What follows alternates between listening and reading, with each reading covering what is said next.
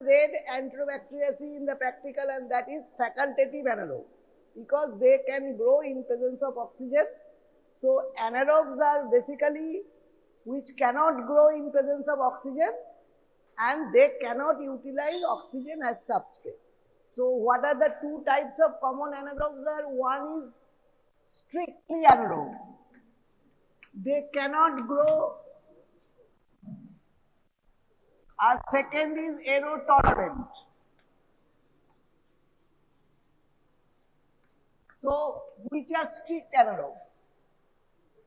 Strict anaerobes. Last time you had a class on Saturday on anaerobes, Clostridium perfringens. So anaerobe, strict anaerobe, they cannot grow in presence of oxygen. Why? They lack two enzymes. What are the two enzymes they lack? One is catalase. They don't have catalase and they don't have superoxide dismutase.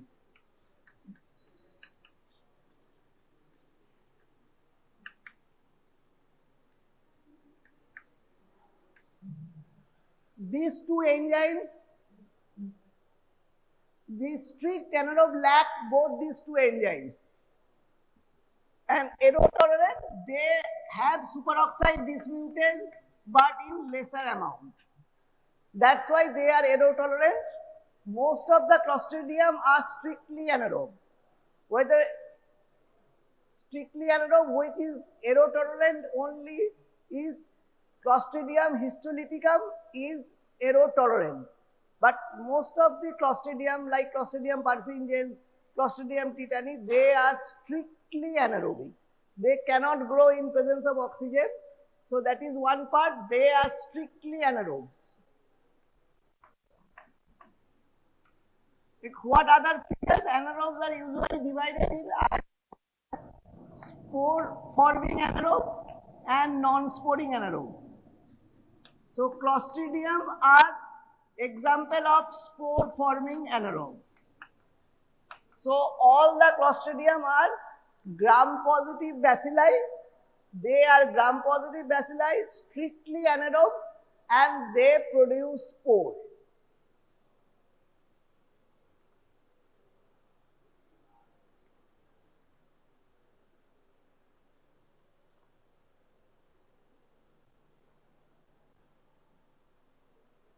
Whether they are motile or non-motile, all the Clostridium are motile except two. Which two Clostridium are non-motile? One is Clostridium perfringens and another is Clostridium tetani type 6. Except these two Clostridium, all the Clostridium are motile, and you have learned swarming in Proteus. Clostridium tetani also shows swarming motility.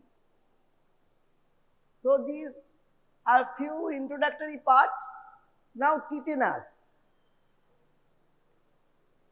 Tetanus is caused by Clostridium.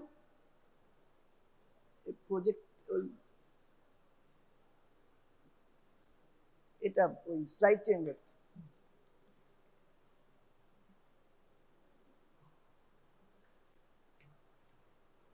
So this is a picture of why it is a terrible way. This is a picture of opisthotonus. A patient suffering from tetanus presented with opisthotonus. Opisthotonus occurs in the late stage. Why it is a terrible way? The Clostridium tetani infected patient remain conscious till he dies. So there is patient remains conscious. So patient, though there is muscle spasm is the most common features of tetanus, and it is patient remains conscious. So that is a terrible way to die. Now this is a case. Case may be there is a history of bullet injury. There may be a road traffic accident. History may come like road traffic accident also. So a bullet injury, a developed trismus, followed by muscle pain. And what is the clinical diagnosis? What is the bacteria causing that clinical diagnosis? Next, pathogenesis and vaccination. These are the 3 points you need to know during Clostridium tetani class. First is the trismus. So trismus means how the trismus will present. Patient will not tell you this is trismus. So they with inability to open the jaw or difficulty in swallowing due to inability to open the jaw due to the spasm of the muscle. Now excised tissue beads for necrotic depth. As I told, anaerobic organism cannot tolerate oxygen. So if you take the sample and send by like other sample to lab, that will not do. You have to take the sample immediately in a transport media from the depth of the tissue where oxygen is not there. Otherwise, the anaerobes will not grow. So you have heard about the name of Robertson-Cook media, that should also be used as transport media. So Robertson-Cook media, you have to take the sample in the ward or in OT, wherever you take, but from the depth of the tissue where oxygen is not there, and you have to send in a transport media. So diagnosis, you know, this is a picture of trismus and also sardonic smile. There is a term, research sardonicus, the sardonic smile. The spasm of which muscle causes trismus? Can anybody, you have read the anatomy? Which is the commonest first muscle involved in tetanus that causes trismus? The spasm of which muscle? Pardon? Which muscle? Masseter. Masseter is the first muscle that involves, it is also an MCQ. The masseter is the first muscle involved in tetanus that causes the trismus.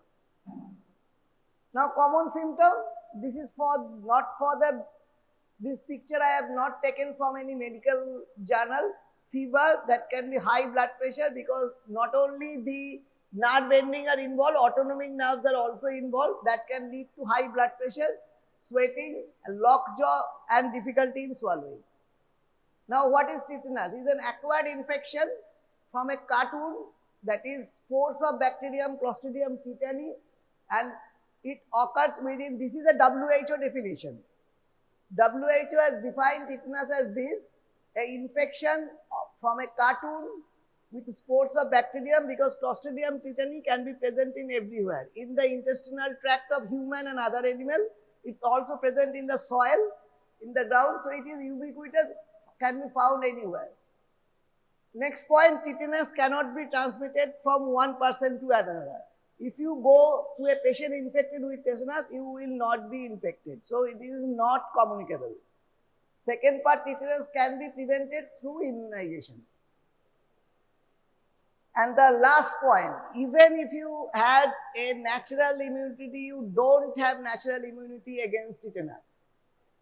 So natural immunity will not develop, do not have natural immunity, and can be infected again. So this is not a viral infection where you get natural immunity after single infection. So it is a 14 days of infection, which usually occurs in the 14 days. Cannot be transmitted from person to person. That is non-communicable, and it does not provide a lifelong immunity.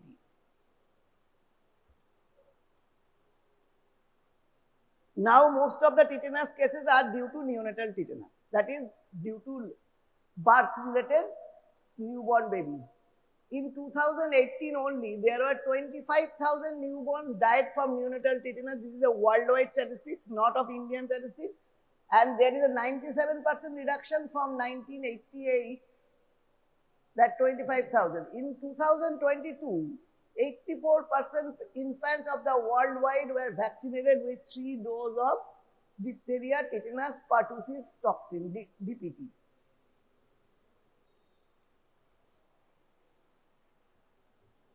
Spores of bacterium Clostridium tetani, spores I have already mentioned, can be found everywhere. They are very resistant to heat and most antiseptics. So spore can survive. Anyone can get tetanus, but which patients are more susceptible? Susceptible are those patients, either newborn whose mothers are not vaccinated, or having an injury, road traffic injury, where that is contaminated with soil and other things. So newborn babies and pregnant women. Now there are two definitions. What is maternal tetanus? What is neonatal tetanus? Maternal tetanus is died tetanus occurring during pregnancy or 6 weeks after that. That 6 weeks and including pregnancy period is called maternal tetanus. And when neonatal tetanus, it is occurs with, what is the neonatal period? That you must know when the baby is called neonate. This you should know. It is up to 28 days from the birth. So that is neonate up to 28 days. So usually the baby is quite well in first 2 days, and from the third day it can develop the symptom. It is usually called the 8th day disease, because most common occurrence of neonatal tetanus occurs on the 8th day. So it is usually, another term of neonatal tetanus is 8th day disease.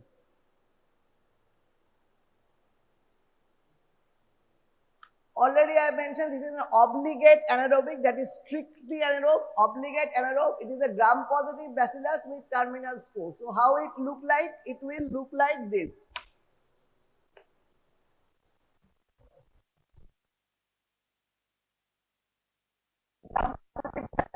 With a terminal round spore. That is called drumstick appearance. It is a gram-positive bacilli with terminal spore. That is, the size of the spore is more than the bacillus. It is terminal end, it is round. So that is called a drumstick appearance. Can you tell any Clostridium, as you have already had Clostridium, where the spore is in the middle of the bacillus? Another MCQ.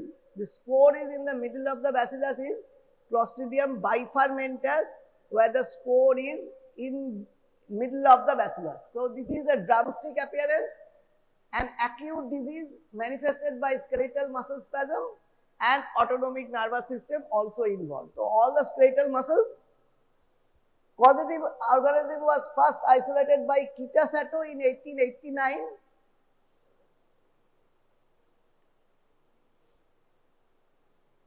This is a picture of the gram stem from the tissue. This is the gram positive. Why I have drawn the picture? The picture is not very clear from the distance. It is a terminal spore round gram positive bacilli. Now pathogenesis. Pathogenesis, you should know either it will be the pyogenic. So it is not a pyogenic disease. It is a toxin mediated disease. What are the two toxins that is liberated by Clostridium tetani? One is tetanolysin and tetanospasmin. What is the role of tetanolysin and what is the role of tetanospasmin? You know, for the disease of tetanus, only tetanospasmin is important. Tetanolysin is a hemolysin. It causes hemolysis in the blood agar. Tetanolysin is only hemolysis. It causes hemolysis if you grow it in the blood agar, and otherwise it is tetanospasmin. That is the main pathogenic toxin is tetanospasmin. So tetanolysin is a hemolysin, tetanospasmin is a neurotoxin. It is antigenic. What you receive as TT, you must have taken the TT in your lifetime. So what is that tetanus toxoid? Tetanus toxoid is this tetanospasmin, or the toxin is toxoided. How it can be toxoided? By exposure to formaldehyde. That is one of the common way. It can be toxoided by spontaneously or by use of formaldehyde. The toxoid form, what is the difference between the toxin and toxoid form? Because you cannot, if you get injection from tetanospasmin, you will get the disease. But if you get tetanus toxoid, the virulence part is gone, only the antigenic part is there. So toxoid in all, like all vaccine, it is toxoided by use of formaldehyde, and toxoid form is only antigenic but loses its virulence. Tetanus toxin. Toxin of diphtheria was Fudge coded. This is plasmid coded. The toxin of tetanus Clostridium tetani is plasmid coded. Now how it causes the spasm? It specifically, remember this part, this cause presynaptic inhibition of inhibitory neurotransmitter. This is the basis of pathogenesis, presynaptic part. Presynaptic part, if you already you have read the physiology,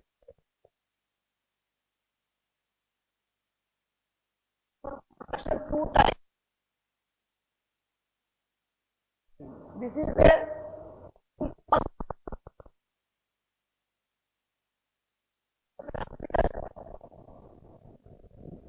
glycine and gamma immunoglobulin. If you remove the inhibitory neurotransmitter, the uncontrolled contraction will be there. So spastic contraction. You read about physiology, acetylcholine is a positive and this is a negative. It balances the muscle contraction, but if you remove the balance, that if you remove the glycine or GABA, there will be uncontrolled or uninhibited contraction of the muscle.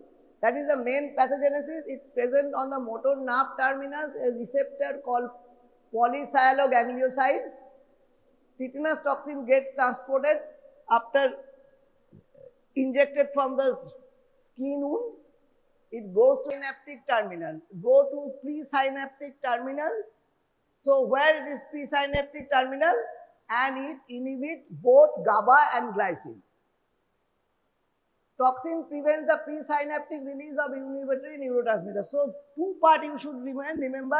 One is motor neuron terminal and the second part is presynaptic inhibition. Why the presynaptic is being stressed? Have you heard about strychnine poisoning? What is the difference between strychnine poisoning and tetanus toxoid? In strychnine poisoning, the inhibition is post-synaptic. So if you have a difference between the tetanus toxoid and strychnine poisoning, in strychnine poisoning, the inhibitory neurotransmitters are inhibited, but how? It is by the post-synaptic inhibition. But in tetanus, you remember the presynaptic inhibition of inhibitory neurotransmitter. How it enters? It enters by injury, superficial abrasion or punctured wound, surgery done without proper asepsis, and neonates following abortion delivery. Why it is more common in India? Can you think why it is more common in India? When I will tell the epidemiology, you see 1/3 or 1/4 of the whole case of the whole world of neonatal cases occurs in India, because there are still home delivery is there. So the home delivery and non-maintenance of aseptic condition leading to neonatal tetanus. Second, still mothers are not immunized with tetanus toxoid. Non-infectious, I already told, there is no person-to-person communication of tetanus. Incubation period, according to WHO, it is 3 to 21 days, but usually it occurs within 14 days. 6 to 10 days is the most common. Now, if the incubation period is short, on the shorter side, the prognosis is poor. The incubation period, if it is shorter, like 3 days or 6 days, then the prognosis is also great, because spread. Next, why the masseter is the first muscle involved? Why the facial muscle or the masseter is the first muscle involved? Because there is a shorter distance between toxin to reach the presynaptic terminal in the face. Toxin to reach the presynaptic terminal has to travel a shorter distance while involving the facial muscles. Increase the masseter tone, leading to trismus or lockjaw. And in neonates, how will you find? Difficult in feeding is the initial presentation from 3rd to 8th day. It is usually baby is okay after birth in first 48 hours, first 2 days. From 3rd day to 8th day, the baby refused to feed. Spatula test. Suspected case, how will you diagnose in a ward? Patient is not known to be pneumonia, you have gone to ward, how will you test? Just know the name of the test, spatula. If you insert a spatula, try to depress the sternum. If the patient is having normal gag reflex, patient will try to expel the spatula. But if the patient is having tetanus, the patient will bite the spatula. So this is a spatula test, and this is 100% specific and 94% sensitive. You have gone toward a suspected tetanus case. How will you prove clinically? So this is one test. As the disease progresses, painful muscle spasm develops, localized, involves the affected limb, then generalized painful muscle spasm. And another part, two parts you should remember in clinical picture, hands and feet are spared. Hands and feet are spared, there is no involvement of hand and feet, and patient never loses consciousness. Patient's mentation is unimpaired. If you take the deep tendon reflex, knee jerk, or any deep tendon reflexes, that will be exaggerated. And autonomic disturbance. What is autonomic disturbance? Involvement of the autonomic nerves, and that usually occurs in the second week of the disease, that lead to either increase or decrease in the BP, increase in the pulse rate, that is tachycardia, there may be sweating, and there may be intestinal stasis and increased tracheal secretion. So at an early stage, you need to do a tracheostomy to remove the secretion. In a known tetanus patient, it is one of the cause is increased tracheal secretion. What will occur if we don't remove the secretion? Patient cannot remove the secretion due to the spasm of the muscle. So you need to do a tracheostomy, and frequent suction need to be done to remove that secretion. Now tetanus is diagnosed clinically. You need not wait for the laboratory diagnosis for starting the management. So you did not wait for the laboratory diagnosis, clinical feature, and does not require WHO definition of a confirmed neonatal tetanus. Illness occurring in an infant who has normal delivery, and normal ability to suck and cry in the first 2 days of life, but who loses this ability between day 3 and 28 of life is neonatal. Why I am emphasizing on neonatal tetanus? If you see a tetanus case in your lifetime, it will probably be a neonatal tetanus. So always remember these things for neonatal tetanus. Now WHO definition of non-neonatal tetanus: sustained spasm of the facial muscle, and as the person appears to be grinning, and this muscle spasm will be painful. Not only spasm, there will be painful spasm of the muscle. Usually there is a history of injury or wound, but patient may not recall the history of injury or wound.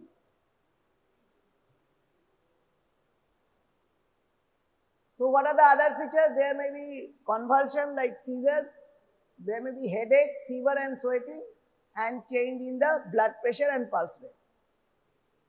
Risus sardonicus, the first picture of the opisthotonus, and second picture I showed was due to risus sardonicus. So what is opisthotonus position? It is an abnormal posture of the body due to generalized spastic contraction of extensor muscles. So opisthotonus, why opisthotonus is? It is an extension. So extensor muscles are involved, and respiratory muscle spasm may cause airway obstruction. If there is respiratory muscle spasm, there is an airway obstruction. So this is one, this is risus sardonicus or sardonyx bile, and another is opisthotonus. This is toxin by an injury to the foot, that is goes to motor nerve terminal, that is inhibiting the presynaptic terminal, inhibition of release of GABA and glycine, that lead to uncontrolled muscular contraction. Now epidemiology. Tetanus is more common in developing country than developed country because it is simple, they are fully immunized. That's why it is more common in developing country, not in developed country. Another risk factors are warm climate, rural area with fertile soil, and unhygienic surgeries and unhygienic deliveries. In 2018, WHO report of 15,000 cases, 15,100 cases has been reported worldwide, and out of which 7,000 were from India. So more than 50% cases for tetanus was from India. However, the incidence has been reduced. In 1980, the case number was 45,000. Now laboratory diagnosis. How will do the laboratory diagnosis? What sample we will send? Initially I told, what sample we will send? Either tissue, necrotic tissue bead from the depth of the wound. A swab can be sent, but that is not a good sample. Excised necrotic tissue bead is the sample of choice, and that should be sent in a transport media like RCM. Gram stain reveals, if initial gram staining is done, that will reveal a gram-positive bacilli with terminal and round spore, that is drumstick appearance. Same thing, diphtheria, there was a question. Even if you get a staining a diphtheria or diphtheria-like bacilli, it is not diphtheria, toxin should be demonstrated. If you don't demonstrate the toxin, you cannot diagnose it as a Clostridium tetani. So only microscopy or staining cannot distinguish Clostridium tetani from the non-pathogenic Clostridium tetanomorphum and Clostridium sphenoides. Culture is more reliable than microscopy. So this is the gram stain finding, terminal spore, gram-positive bacilli. Now, media, have you read media in the previous classes?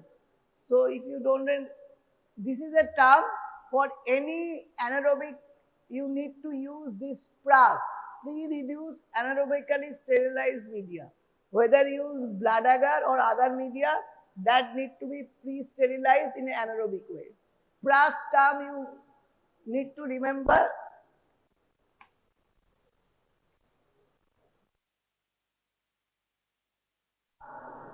Just remember the name, it can be asked in the oral if you get an RCM media also. Pre-reduced anaerobically sterilized. So that thing is already sterilized in an anaerobic way. That media is not exposed to oxygen. There you need to inoculate the material.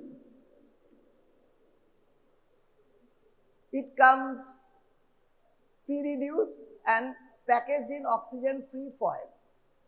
So growth is more rapid and within 18 to 24 hours. Just tear open the foil package inside the anaerobic chamber and remove the plates. They are ready to inoculate. So this is if you inoculate in blood agar, this would be the picture. There is a swarming. Clostridium tetani, if you inoculate in a blood agar, that leads to swarming due to its motility. It is a fresh anaerobic blood agar plate, and you can see the alpha first followed by beta hemolysis. Beta hemolysis is due to the toxin tetanolysin, and there is swarming. Except Clostridium tetani type 6, all the Clostridium tetani are motile. Robertson-Cook meat media. Can anybody tell how the Robertson-Cook meat media maintains an anaerobic environment? Robertson-Cook meat media is an anaerobic media. So how it maintains the anaerobic environment? What? They are a cooked meat. What is the role of cooked meat? There is cooked meat. There is also vitamin heme, glucose and vitamin K. These are the main constituent of Robertson-Cook meat media. Now the main role, what is the role of cooked meat? Cooked meat usually gives you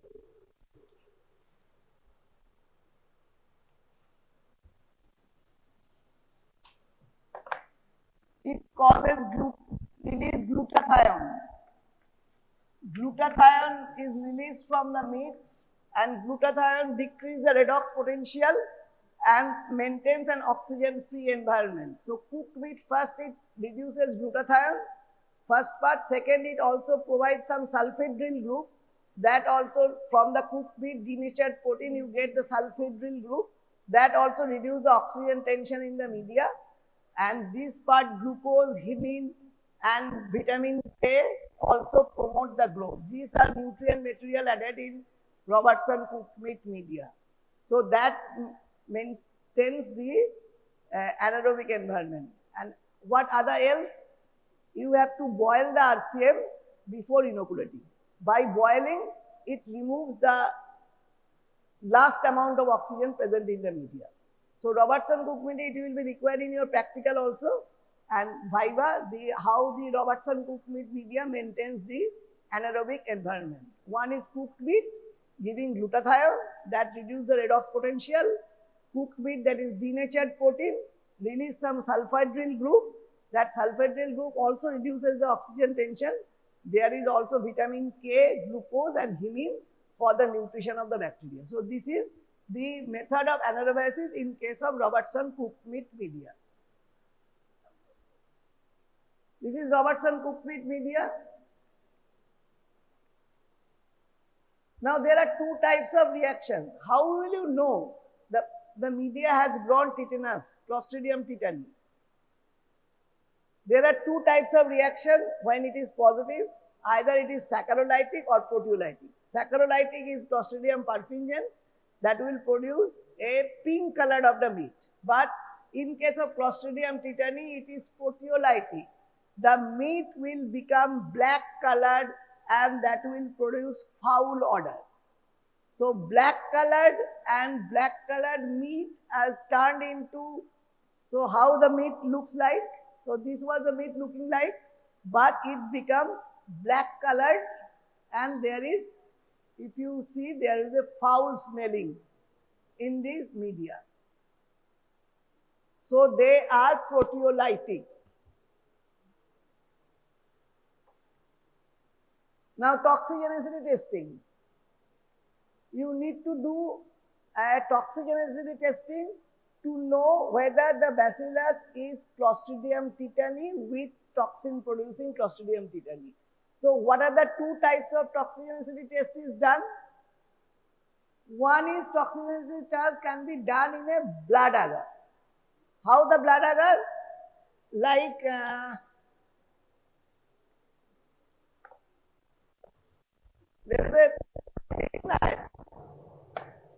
this is a blood agar plate. The half and this blood agar will be mixed with not 2% agar, 4% agar. Why we use 4% agar? To prevent swarming of the Clostridium tetani. Clostridium tetani causes swarming. So we will use 4% agar. And this half of the plate will be mixed with antitoxin. Tetanus antitoxin will be mixed and this half part will not be mixed with antitoxin. So this half part antitoxin. Now how will we inoculate tetanus? From the growth from the RCM media, not like inoculating, just stab inoculating on both sides. If we stab inoculate on the both sides in a blood agar media, then what will you see? Tetanus produces two toxins, one is tetanolysin, one is tetanospasmin.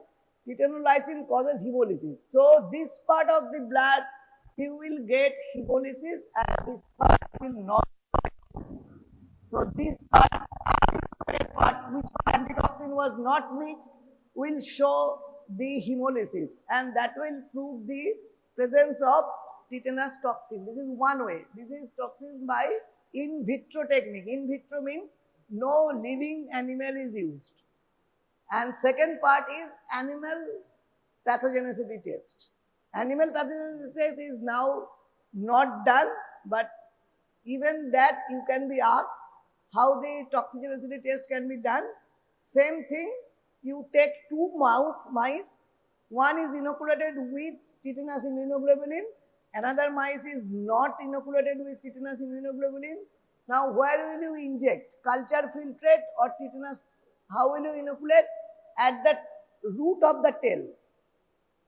Inoculate the culture infiltrate at the root of the tail, so of the mice, and there will be, what will occur?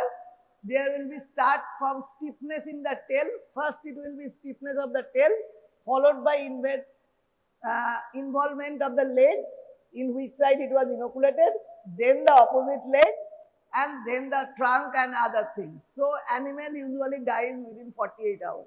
So this is basically animal pathogenicity test using mice. Even if you don't remember all these things, at least write the two types of pathogenicity test is done. One is in vitro pathogenicity test by blood agar mixing, and second is animal pathogenicity test using mice, and where the injection was given, the culture filtrate injection was given at the root of the tail. So animal pathogenicity, these are the two to prove this is Clostridium tetani. Not only gram-positive bacilli with terminal spore will prove that the bacilli is Clostridium tetani. So animal pathogenicity has to be done. Some pathogenicity test has to be done, whether it is animal pathogenicity or in vitro pathogenicity test. An animal usually dies within 48 hours. Now, what is the treatment? There are two types of treatment. Either it is a passive immunization or active immunization. What are the passive? There was a question in your theory. Most of you have written also the active immunization in the passive immunization. Passive immunization is only the injection of the preformed antibody or immunoglobulin. Other vaccinations are not part of passive immunization. So natural immunity and passive immunization, most of you have written correctly the natural passive immunization by passage from mother to fetus, but passive immunization will not include the active vaccination. So tetanus toxoid is a vaccine, that is not a passive immunization, that is active immunization, and human tetanus immunoglobulin or horse serum, ATS, anti-tetanus serum, equine derived means horse derived. So two types of passive immunization. When we use passive immunization, when the wound is, I will come there, when you should use passive immunization also. If it is a wound that is highly contaminated, it is more than 6 hours old, depth is more than 1 centimeter, those are conditions where you need to use active and passive both.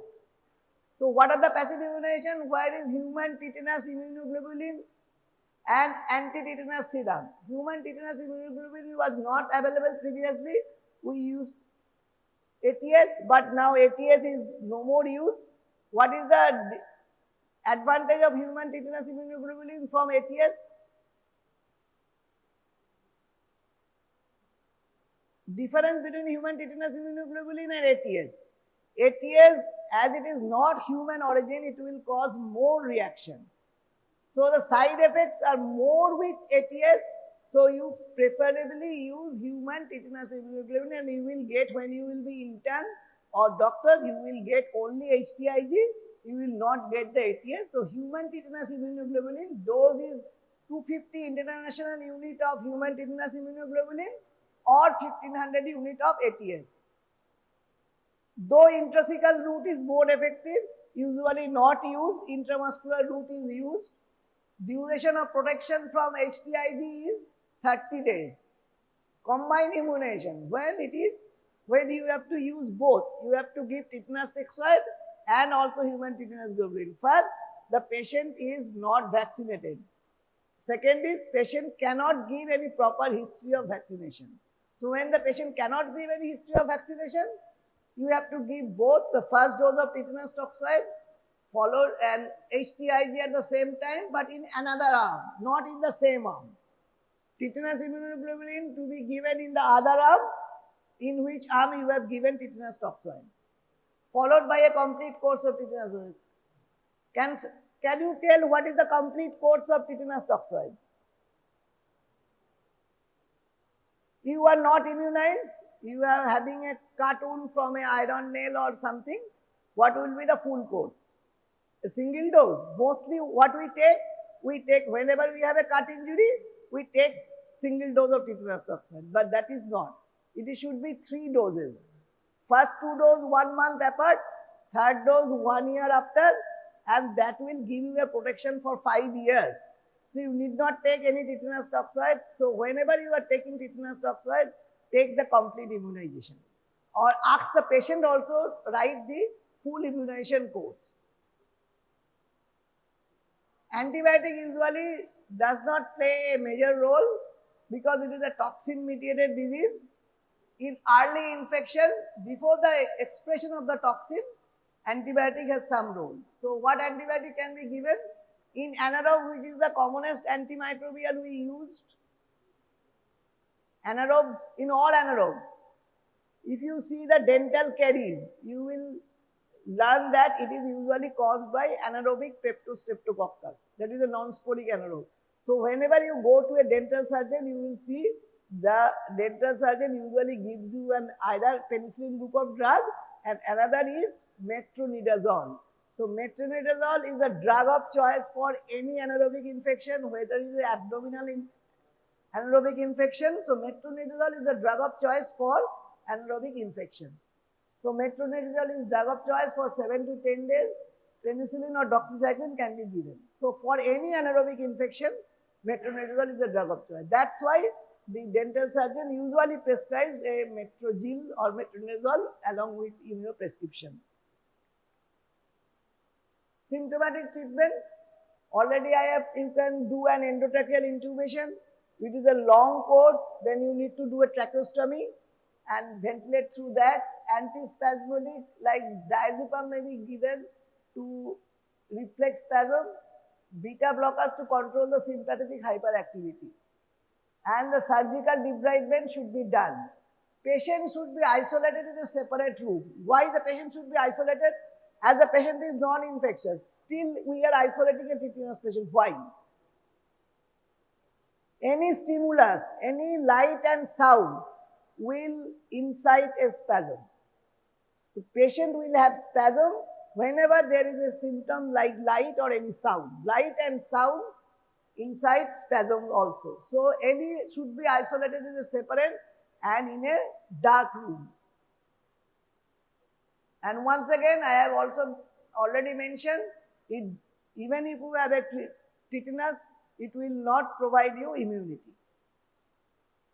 So vaccine series should be completed after recovery. Now tetanus toxoid commonly used active immunization. It is either a monovalent vaccine like only tetanus toxoid or DPT vaccine, that is diphtheria, pertussis and tetanus, and TD vaccine, tetanus toxoid and adult diphtheria, and pentavalent vaccine. Already have you done class in immunizations or in other subject? What is the dose schedule for DPT? Dose schedule for DPT, when it is given, BCG is given at birth, polio is given at birth, when we will start the DPT vaccination. DPT vaccination, it is usually 3 doses. Initial 3 doses is at the 6 weeks, 10 weeks and 14 weeks. In a 4 weeks interval, 3 doses, you start from 6 weeks. Either you give DPT or a pentavalent vaccine. So 3 doses at 6, 10 and 14 weeks, followed by a booster at 16 to 24 weeks, and then it is a 5 years. So 2 doses, 3 doses at 6, 10, 14, then after 16, it is not 16 to 24 weeks, it will be 16 to 24 months. There is a mistake in the slide, it will be 16 to 24 months. The initial is 6 weeks, 10 weeks and 14 weeks, 3 doses need to be given. Next it is between 16 to 24 months, you give before 2 years, you give a booster, and next booster is at the age of 5 years. Next booster, this is DPT you complete, and in 5 years usually the 2 additional doses of TB is given at 10 years and 16 years. So these are total 7 doses of tetanus toxoid a baby receives before the age of 16. So 3 doses at 6 weeks, 10 weeks and 14 weeks, followed by a booster in between 16 to 24 months. Then at 5 years, then the TD, that is pertussis part, is removed, or usually TD is, if it is not available, you give a tetanus toxoid only at the age of 10 years and at the age of 16 years. So this is the dose of tetanus toxoid. Then the baby is called fully immunized. Given by deep intravascular route at the anterolateral aspect of the thigh in the children and in the deltoid in the adult male. Now protective titer. What is the protective titer? If you do a titer test of tetanus toxoid, it will be more than 0.01 international unit per ml. It is not commonly asked the protective titer when you will read the hepatitis B virus and hepatitis vaccine. All of you have taken, I think, hepatitis B vaccination. If you have not taken, take the hepatitis B vaccination course and also do a titer whether you are protected or not. Hepatitis B titer has to be anti-HBs titer need to be done, and that is 10 international unit per ml. That is the protective titer for hepatitis B vaccination. If you have not taken hepatitis B vaccination, please do take, as you are working in a hospital environment. Next year you will go to ward, you can have a needle prick from a patient having hepatitis B. So please be protected. So the protective titer is 0.01 per ml. Now when will you give tetanus toxoid only, and when you give the tetanus toxoid and immunoglobulin? First, if the patient is fully vaccinated within 5 years. If the patient is fully vaccinated within 5 years, nothing is required. So you should have a full history of immunization in the last 5 years. If he has taken more than 5 years back and not less than 10 years, then you should give a tetanus toxoid single dose. If it is more than 10 years, so non-tetanus, there is two type of wound. What is non-tetanus type of wound? Simple injury. You have just a pin prick or a nail prick like that. That will need a tetanus toxoid one dose for more than 10 years. And if it is tetanus prone wound, then we will need to give the human tetanus immunoglobulin. So a patient coming to you having tetanus prone wound and his immunization is more than 10 years, you need to give both immunoglobulin and tetanus toxoid vaccine also. Then unknown or incomplete immunization, you need to give tetanus toxoid complete dose and tetanus toxoid complete dose plus immunoglobulin. Now what are the tetanus prone wound?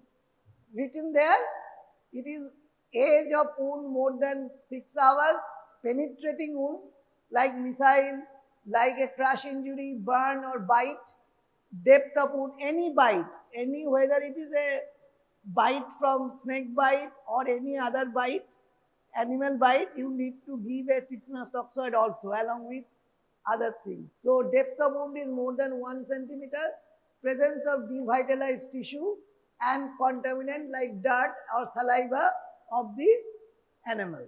So tetanus toxoid. So what are tetanus prone wound? Age of the wound more than 6 hours.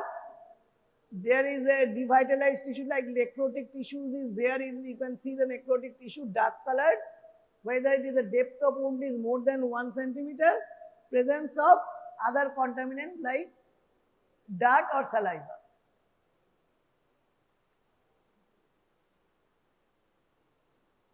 So do you have any question? So a short recapitulation, tetanus is very common disease but easily preventable. So you can prevent very well the tetanus. So most common form of tetanus now we get is neonatal tetanus due to unimmunized mother and home delivery. So we have achieved already what is the target for elimination of neonatal tetanus. Neonatal tetanus, WHO and illness already I have mentioned. Now, how can be prevented? How can we prevent discharging discouraging home delivery and promoting hospital, even in the rural area, aseptic clean practices. What is the 5C? Clean hand, clean surface, clean blade for cutting the cord, clean cord tie, clean cord stump, and clean towel and clean water. You will read it in the obstetrics also. So these are the 5C to prevent neonatal tetanus, and 2 doses should be given in the second trimester, that is between 16 to 36 weeks of the delivery, pregnancy. 16 to 36 weeks of pregnancy. You can have a question, why it is not given in a first trimester? It is usually, you will see the pregnant women that are given with tetanus toxoid is usually in the second trimester. There is no definite cause. It is specially given as a mother is anxious about the baby and there is a more chance of any transmission to children in the first trimester. So it is usually given in the second trimester. Now, neonatal tetanus. What is the definition of WHO for elimination of neonatal tetanus? That is less than 1 tetanus case in 1,000 deliveries. Less than 1 in 1,000 live births in every district of the country. Total tetanus coverage of the pregnant woman more than 90%, and attended delivery, that is institutional delivery, is more than 75%. India has achieved the neonatal tetanus elimination in 2016. We already achieved, but it is 1 in 1,000, still it is very high. So it is WHO India has achieved the elimination status in 2016. Still in 2018, we had 129 cases of neonatal tetanus detected. 129 neonatal tetanus detected in 2018. And in all over the world, it is 1,800. So it is all developing country, still is not fully immunized, or the assisted delivery is not taking place. Okay, this is the part, final part. And any question from your side? At least remember 4 to 5. One is it is a preventable disease, it is not communicable, and it is clinical diagnosis is enough. You did not wait for the laboratory diagnosis, and it is also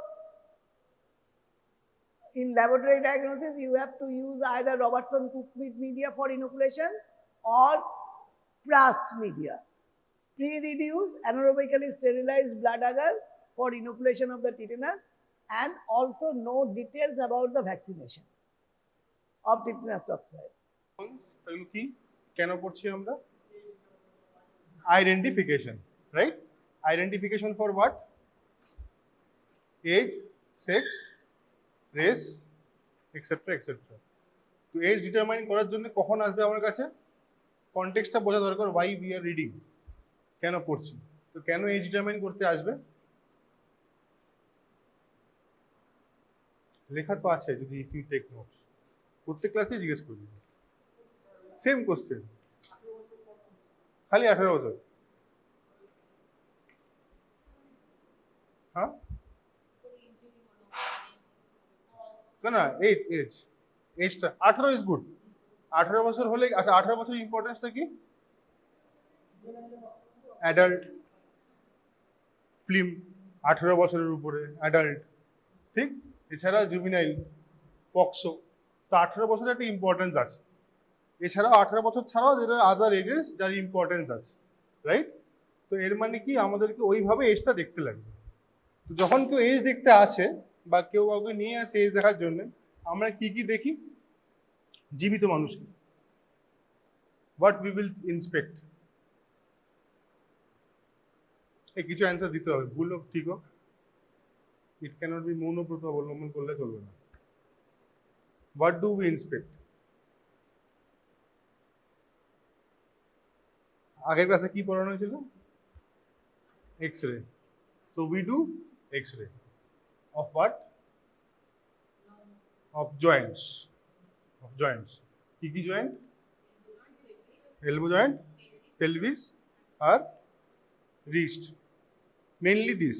Apart from that, we can do any joint. Clavicle, we can do sternum, we can do knee, we can obviously do skull, কিন্তু স্কালের ক্ষেত্রে অনেক angle নিতে হবে, বেশি side effect হবে। আচ্ছা, you also have to keep in mind, একটা এক্সরে করাবে না মাল্টিপল এক্সরে করাবে? মাল্টিপল এক্সরে করাবে, রাইট? তাহলে আমাকে দেখতে হবে লোকটা এলো এজ ডিটারমাইন করতে, সাইড এফেক্ট দিয়ে গেল রেডিয়েশন, ওটাও দেখতে হবে, মাথায় রাখতে হবে। অ্যাপার্ট ফ্রম এক্সরে আর কি করব? দাঁত দেখবো, রাইট? টিথ, টিথ কারোর মনে আছে না ভুলে গেছে? ম্যাক্সিমাম এজ কবে, কত অবধি দেখতে পারবো টিথে?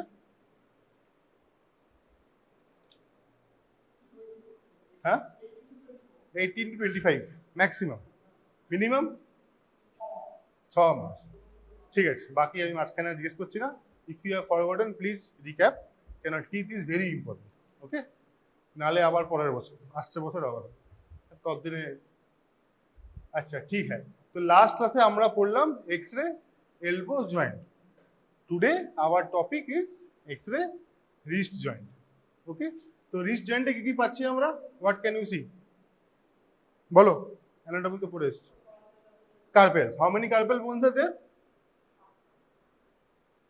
8টা। আচ্ছা, কার্পেলের উপরে মেটাকার্পেলস, ঠিক আছে, তার উপরে ফ্যালাঞ্জেস। আচ্ছা, এছাড়া কিছু পাওয়া যাচ্ছে আর? রেডিয়াস আলনার কোন পার্ট?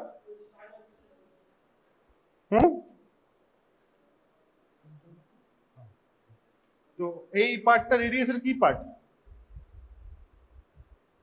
এটা রেডিয়াস তো নাকি আলনা? রেডিয়াস এটা। So this is the lower and. Okay, lower and, এটা মেটাকার্পেল।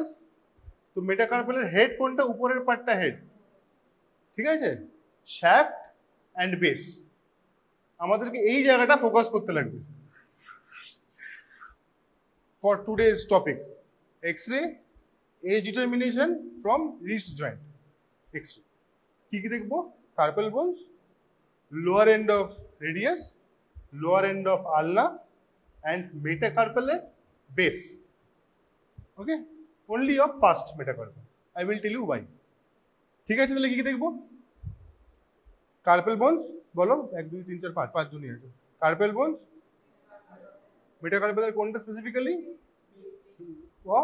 First মেটাকার্পেল term. কেন আসছে নেক্সট স্লাইড। আর কি? Lower end of radius end lower end of ulna. ঠিক আছে, কটা কার্পেল বোন? 8টা। নেম দেম, দেখেই নেম করো। আমরা এরকম ভাবে পড়বো, হ্যাঁ, ক্যাপিটেট থেকে পড়বো। আচ্ছা, এরকম ভাবে পড়বো, ক্যাপিটেট, হ্যামেট, পিসিফর্ম, পিসিফর্মটা last, capitate, hamate, triquetral, lunate, scaphoid, trapezium, trapezoid, তারপর পিসিফর্ম। ঠিক আছে, okay, same thing. Now pisiform দেখতে, ওই ছবিটা মনে আছে, এটা আমরা এখন দেখলাম। তো পিসিফর্ম একটা বোনের উপরে আছে। তো পিসিফর্মে কিন্তু আমরা শ্যাডো দেখতে পারবো। জাস্ট সি, ভিজুয়ালাইজ করার চেষ্টা করো, একটা শ্যাডো দেখা যাচ্ছে। হ্যাঁ, ভেরি ইম্পর্টেন্ট, না দেখতে পারলে কাছে এসে দেখে নিন, কেন এইটাকে দেখতে লাগবে। আচ্ছা, আমরা যখন এক্স-রে দেখি নর্মাল ওপিডিতে বসে, বা তোমরা ম্যাক্সিমাম টাইম 99.99% যখন তোমরা পরবর্তীকালে ডাক্তার হয়ে যাবে, তখন যখন তোমরা এক্স-রে দেখবে, হোয়াট উইল ইউ সি? কেন এক্স-রে করতে বলবে কাউকে?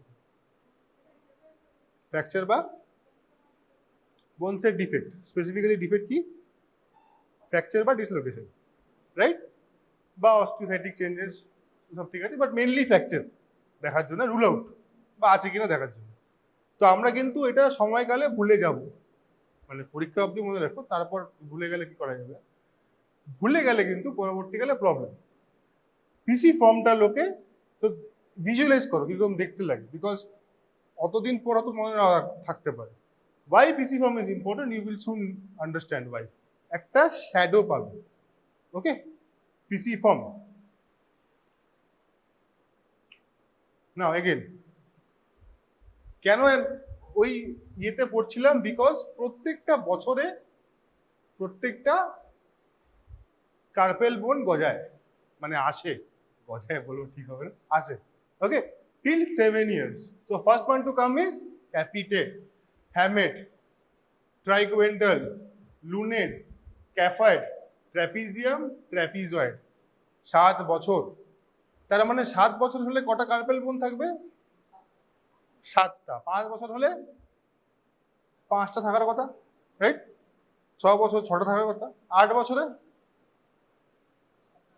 7টা, 9, 10, 11, 12, 7টা। 13 তো লেখা হয়, কি 12 লেখা আছে?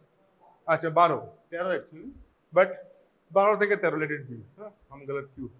तो pisiform will start appearing at 12 to 13, ঠিক আছে? That is why pisiform is very important।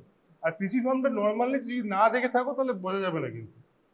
তো শ্যাডোটা মনে রাখবে, ভেরি ইম্পর্টেন্ট। না নাও এই রাফলি হ্যাঁ primary secondary ossification centres of metacarpals, সবকটা দেখো লালগুলো হচ্ছে অসিফিকেশন সেন্টার, সবার কিন্তু হেডে আছে এক্সেপ্ট থাম্বের বেসে আছে। দ্যাট ইজ ওয়াই থাম্বের বেসটা আমরা দেখার চেষ্টা করছিলাম, ঠিক আছে? তো পরীক্ষায় যখন দেওয়া হবে, সো সিন্স তোমাদের সিনিয়র ব্যাচের পরীক্ষা আসছে, সো পরীক্ষায় যখন দেওয়া হবে এই কয়েকটা পয়েন্ট, ধরো এক্সরেটা দিয়ে দিলাম স্পটিং এ, ওকে? স্পটিং এ দেওয়া জেনারেলি হয় না, বাট ইউ নেভার নো, দিতেই পারা যায়। তো in that case you will have to explain this is an x-ray of this, আর এর মধ্যে আমরা কি কি দেখতে চাইছি, সেখান থেকে আমরা কি কি পেলাম, আর তার এজ কত। তার মানে যদি এক্সরে রিস্ক থেকে আমরা কি কি খুঁজবো ফর এজ এস্টিমেশন, রিপিট যেটা বললাম, what will you see in X-ray list for estimating age?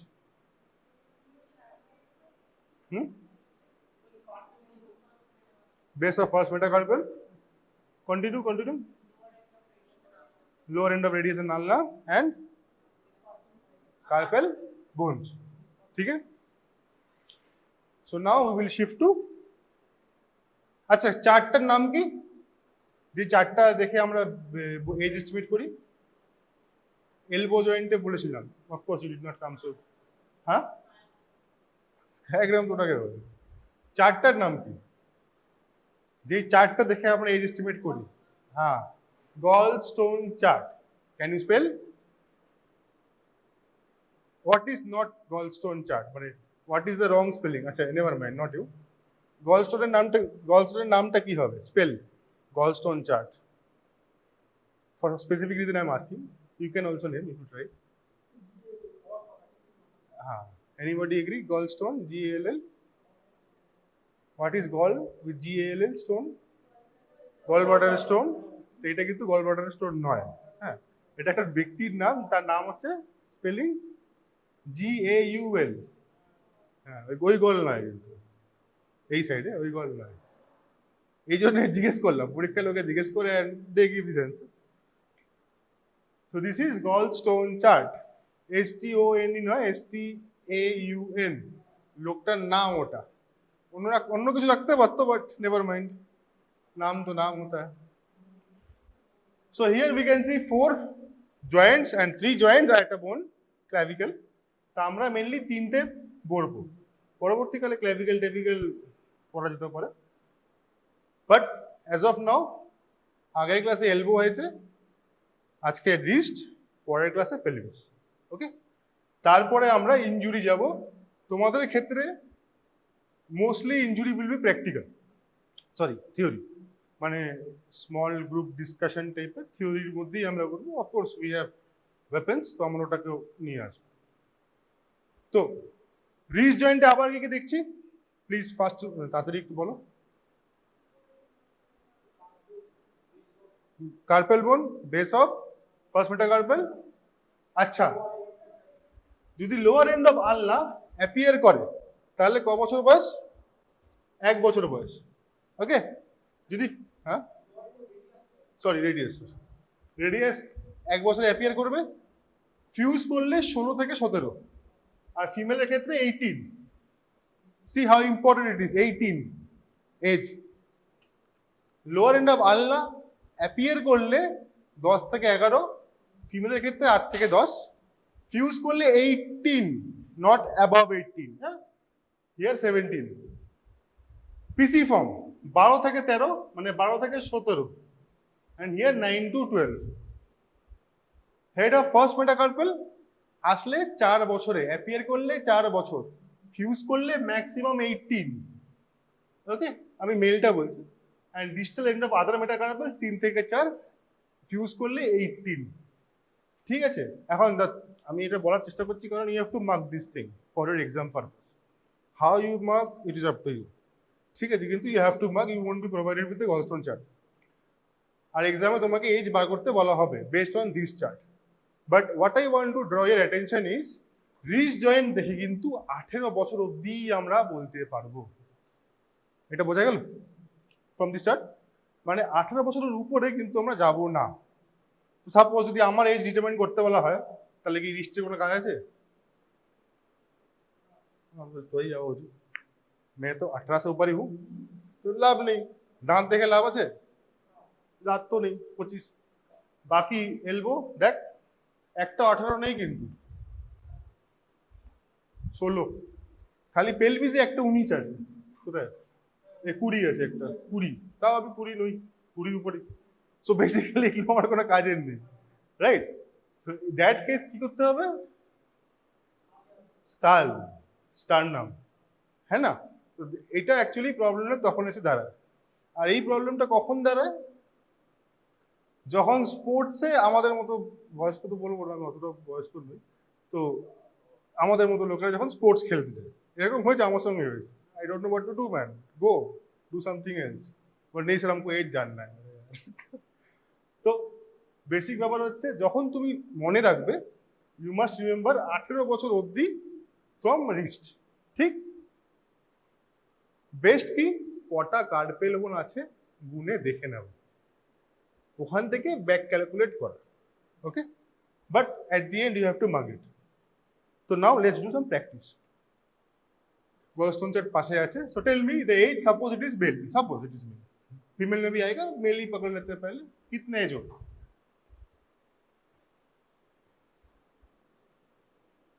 बोलो, उधर उधर কটা আছে কি আছে দেখে বল। ফার্স্ট কি দেখতে বললাম? ফার্স্টে কি দেখতে বললাম? কার্পেল বোন। তো কটা কার্পেল? हाँ, 4 कहाँ 4 दिखता है?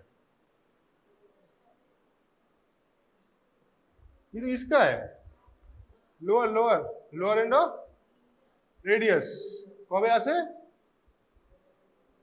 আজকে যাওয়ার আগে এই কয়েকটি জিনিস মনে রাখতে হবে, যেগুলো আটলিস্ট আমার মনে আছে, ওকে?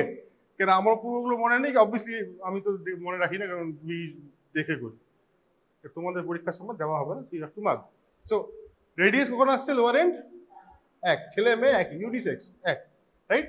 তো কটা আছে? 3। আরেকটা 4 বছরে কি করে যাচ্ছিল?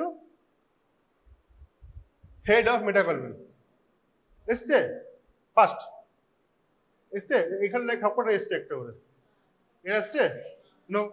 So if it is a if this belongs to a male, তাহলে এজ কত হবে? 3টে তো আছে, 4 তো নেই, তো লেস দেন 4। আমি হলে লিখতাম লেস দেন 4, তাই কি? 3 तो দেখা যাচ্ছে, ওটাও লেস দেন 4। 3 के ज्यादा भी 3 तो है ही है ना? 3 तो আছেই, 3। अच्छा, बेस হয়নি, तो 3 दे सकते हैं, ठीक है ना? तो बेसिकली কি বললাম, আমি হলে তাই লিখতাম। You write that and you have to stand by it. এটা কিন্তু একদম মাথায় ঢুকিয়ে রাখো ফরেন্সিকের ক্ষেত্রে, right what you think is right, और जो भी राइट लगता है उसको बैकअप भी करो with evidence. For evidence you need to start, whole collection करो, जो भी करो, हमको आंसर चाहिए सामने में, जो करना है करो। मतलब this is how the real life happens. Exam तो होता रहता है, ठीक है ना? क्लियर? ओके, तो फीमेल होले 3, मेल होले लेस देन 4। अच्छा কি করে লিখবি? How will you write? How will you write? अच्छा ठीक है, लास्ट में आएंगे, कोई बात। लास्ट स्लाइड है, never mind. What is this? Or age. बच्चा तो अभी हाथ देखिए वो ऐसे बच्चा पैदा ही हुआ होगा है ना, लेस देन 1, তাই তো লেস দেন 1। তো 6 মাস তোদের একজন সিনিয়র বলেছিল 6 মাস, ওয়াই ম্যান 6 মাস দিছে আসি লাগা বুঝি কিছু তো ওরকম মনে হচ্ছে না, 6 7 8 তো মনে হচ্ছে না কিছু নাকি, লেস দেন 1 ঠিক। I think male female same, তাই তো দিস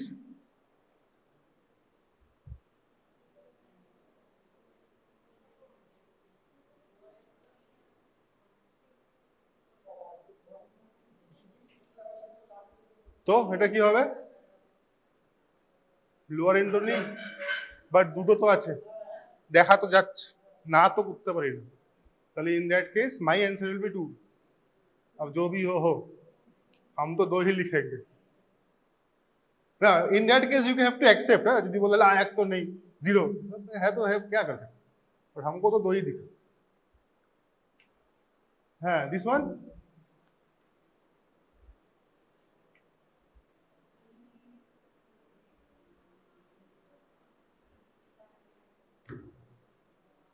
দেখা না গেলে কাছে এসে দেখতে পারো।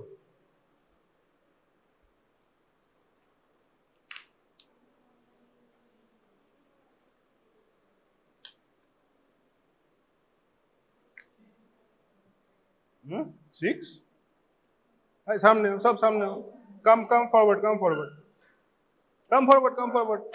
5 ही तो लोग आ जाए। अरे फॉरवर्ड माने এইখানে ছড়া দেখ ঠিক করে দেখ কোন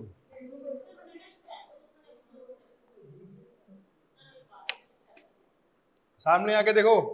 अरे आओ এমন তো না ভরে যাবে সব, এসে দেখো ভাই নিজেরই class. and I have to spend 30 more minutes ব্যাগটা রেখে আসতে হবে।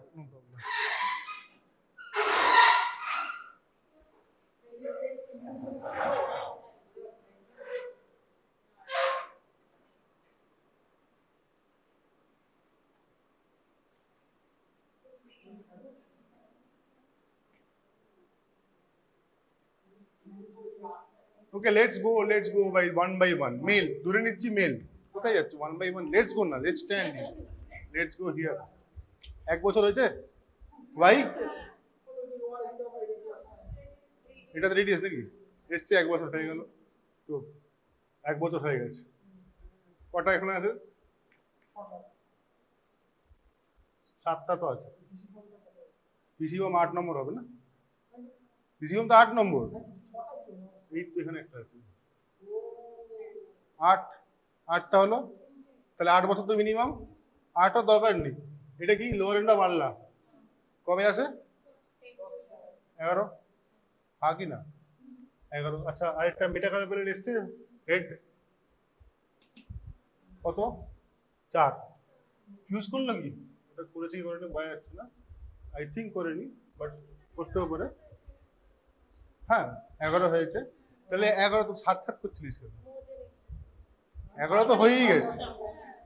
এবার পিসি ফর্ম যার জন্য ডাকলাম, এই কোথায় এটাই তো, হ্যাঁ তো এইটা হচ্ছে পিসি ফর্ম শ্যাডো, ওর জন্যই ডাকলাম।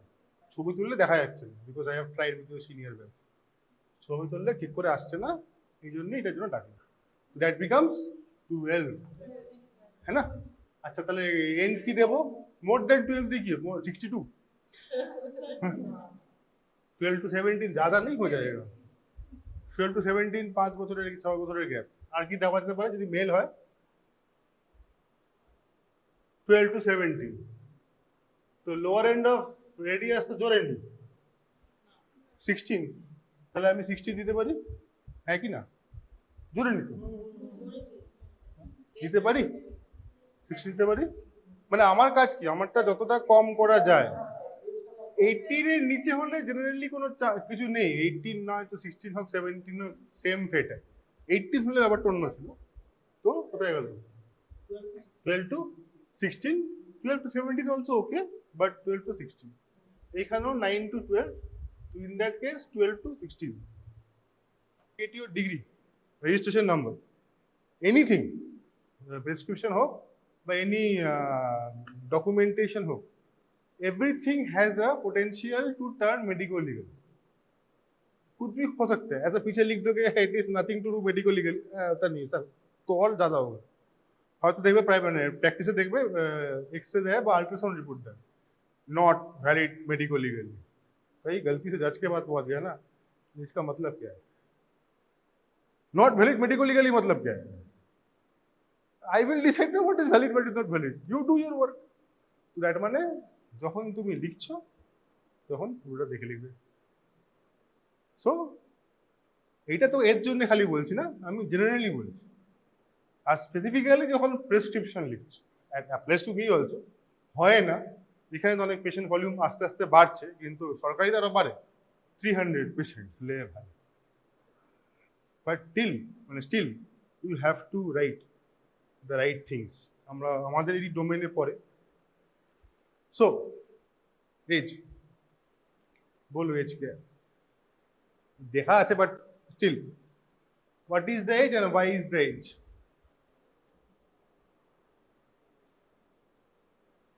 एज की কটা দেখা যাচ্ছে কার্পল বোন? রেডিয়াস এসছে, হেড आया, আল্লাহ फर्स्ट मेटाकार्पल हेड आया कि नहीं आया? नहीं है, तो चार्ट तो है ही नहीं, but still I will go for 1 2 3 4 years, तो I will say less than 5 years। 4.5 लिखा है, I don't know, not my slide, but 4.5 लिखा है, it's okay, but an exam write less than 5 years to be safe side. 4.5 का data कहाँ से लाया? Female ने কিছু 4.5 তো ছিল না, 0.5 তো ছিল না কিছু, বোধহয় গলস্টন চার্ট ওটা 60 है, 4.5 नहीं है, तो इट विल बी डेंजरस है 4.5 नहीं लिखने का, लेस देन 5 लिखने का। सो फर्स्ट पार्ट कैसे लिखोगे? What is this? लिखो लिखो, write down, and I want to see next, write लिखो यार, राइट, ना आगे पढ़े ना, whenever you take notes please write down, it will retain. ছবি লাগলে তো ছবি ডিলিট হয়ে যাবে। এই যে আমি एग्जांपलটা দিলাম, I had a picture of that, but WhatsApp तो full हो जाता है, that picture got deleted. So it is a diagram of this joint, anterior posterior view of a male or female subject, showing carpal, metacarpal bones and lower end of radius and ulna. Okay?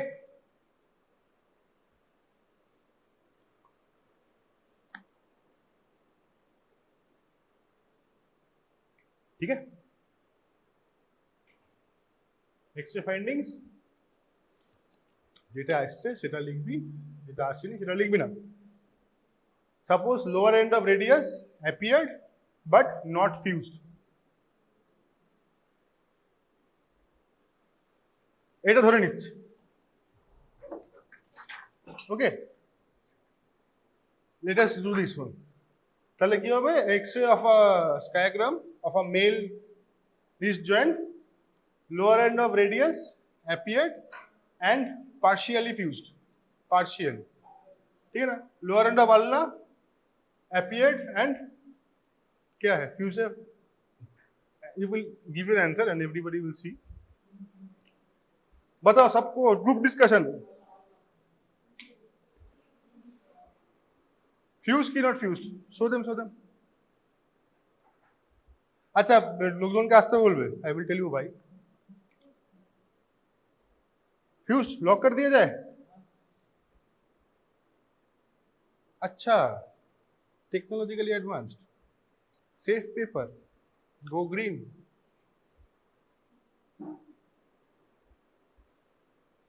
ठीक, if I से partially, will I be wrong? हाँ भाई, जब आलना पूछ रहे तुम radius में काय आलना फूल একটা দেখা যাচ্ছে না, লাইন দেখতে পাচ্ছি তো, देखो थोड़ा सा लाइन है, थोड़ा सा ही सही, पार्शियली, इसलिए दिखा रहा हूं, हमको पता है, हम देखा है।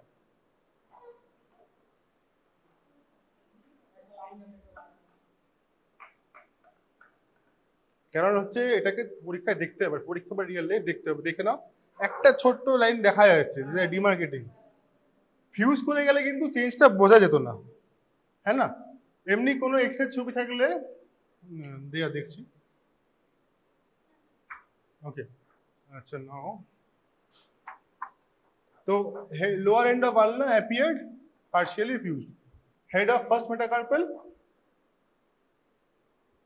appeared and fused, appeared तो नहीं पड़ेगा, 4 साल तो हो ही गया, fused भी हो गया होगा। distal end of other metacarpals appeared and fused, তো এখানে কিন্তু দাগ টাগ নেই কিছু, দেখ এগুলোতে কিন্তু মেটাকার্পালের মধ্যে একটা দাগ নেই, কিন্তু you cannot differentiate এর হেড আর ডিস্টাল এন্ড, তাই তো এর হেড আর distal end, can you see the separation? দাগ নেই একটারও। So this is fusion, that is partially fused। R carpal pisiform এর আগে লিখবি carpal bones number, pisiform appeared 12 to this year। So in my opinion, Likhna in my opinion, taking into consideration of the findings of all available centers of ossification, লিখো around wrist joint, the age of individual is কত?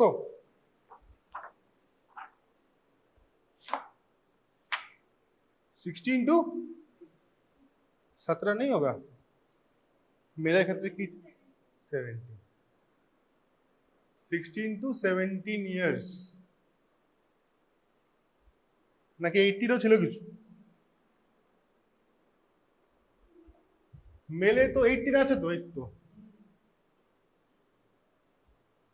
তো I will give 16 to 18, ঠিক আছে না, 16 to 18 years of age, ঠিক আছে? বোঝা গেল কটা বাজে? টাইম আছে তো? Any questions? Any questions? না। তো এবার ধরো পরীক্ষায় একটা বোন দেওয়া হলো, today's topic is done. Elbow কে কে আসনি? এলবো এসছিলে আসুন, সো ইউ গাইস স্টাডি। আচ্ছা আরেকটা বাই দেবে যেটা তোমাকে বলতে চাইছি, যেটা ওকে বললাম, তোমাদের সিনিয়র এখন ক্লাসে আসছে ভোরে ভোরে, literally that is by extra seats are here. 55 খানা হওয়ার কথা, 52 স্ট্রেন্থ, 55 হওয়ার কথা অ্যাজ পার এনএমসি নর্মস। তো আমি আর কাউন্ট করছি না, I think 55 is there, but now I want to report last class was 64 out of 75। फिर भी कुछ लोग नहीं आ रहे, बट नेवर माइंड। बट उनका प्रॉब्लम ये है कि सर आ तो गया, 1 साल तो चला गया, आप हमें दांत पढ़ाइए, प्लीज रिवाइज या नॉट रिवाइज, टीच। मैक्सिमम আসেনি, এরকম অবস্থা। আমি বললাম ক্লাস তো हो गया, দো ক্লাস হলো কি, 2 ক্লাস আমি নিজে নিয়েছি, একাই ছিলাম ক্লাসে বসে বসে, 2 ক্লাস। তো अभी हम कहाँ दिल, নেভার মাইন্ড, কিছু একটা বোন দেওয়া হলো পরীক্ষার হলে, বলা হলো স্পটিং। তো now according to your knowledge till now how will you answer? একটা জাস্ট स्पॉटिंग है ऐसे, suppose this is your humerus, suppose humerus, बताओ क्या लिखोगे तुम? स्पॉटिंग में दिया है, suppose this is a humerus bone. Spotting জানিস তো কি? মাইক্রোতে তো করেছিস, হ্যাঁ সব জায়গাতে দিন করতে হয়, স্পটার্স মাইক্রোতে বলে, এখানেও স্পট করতে হবে 5। হ্যাঁ কি কি করতে হবে আইডেন্টিফিকেশন? যে কোনো बोन, एनी बोन। हाँ तो पहले क्या लिखोगे? Suppose this is a human, why human? Proper anatomical knowledge and after conducting की टेस्ट। প্রত্যেক দিন একই কোশ্চেন জিজ্ঞেস করে আমি, জবে থেকে এসছি তবে থেকে একই কোশ্চেন ভুলে যাচ্ছি, রোজ ভুলে যাচ্ছে, পরীক্ষায় যদি ভুলে যাও 0 লাগিয়ে দেবো। प्रेसिपिटेटिंग टेस्ट, ओके ठीक है कोई बात नहीं, ट्राई। तो फर्स्ट ह्यूमन बोन, তারপর হ্যাঁ ঠিক আছে, যখন জিজ্ঞেস করবো তখন লিখতে হবে না, human bone from my anatomical knowledge. তারপর হিউম্যান বোনের সঙ্গে বোন যখন পড়ি আর কি পড়িস? Age, age, gender, and without any deformity और स्टेन, अगर रहता है तो बोलने का, एंड सॉफ्ट टिश्यू और मसल, ये सब लिखते हो. So when you write all of these things, then only your answer is complete and you will get 1 marks. এটা আমি খালি বললাম just to put it in your brain, মানে মাথায় রাখার জন্য, বিকজ আমরা একই জিনিস পড়ছি. সো ইফ সাডেনলি তোমাকে একটা এক্সট্রা দিতে বলো স্পটিং এ, it should not be given first of all, but যদি দিই তাহলে এই পুরো অ্যান্সারটা যেটা লেখালাম পুরোটা লিখতে হবে. হ্যাঁ, then only your answer is right for exam point of view. ঠিক আছে, go read patho. So, anemia is caused when there is a destruction of RBC. Okay, those are altogether called as hemolytic anemia. Now, the causes of hemolysis are mainly intravascular, few are extravascular.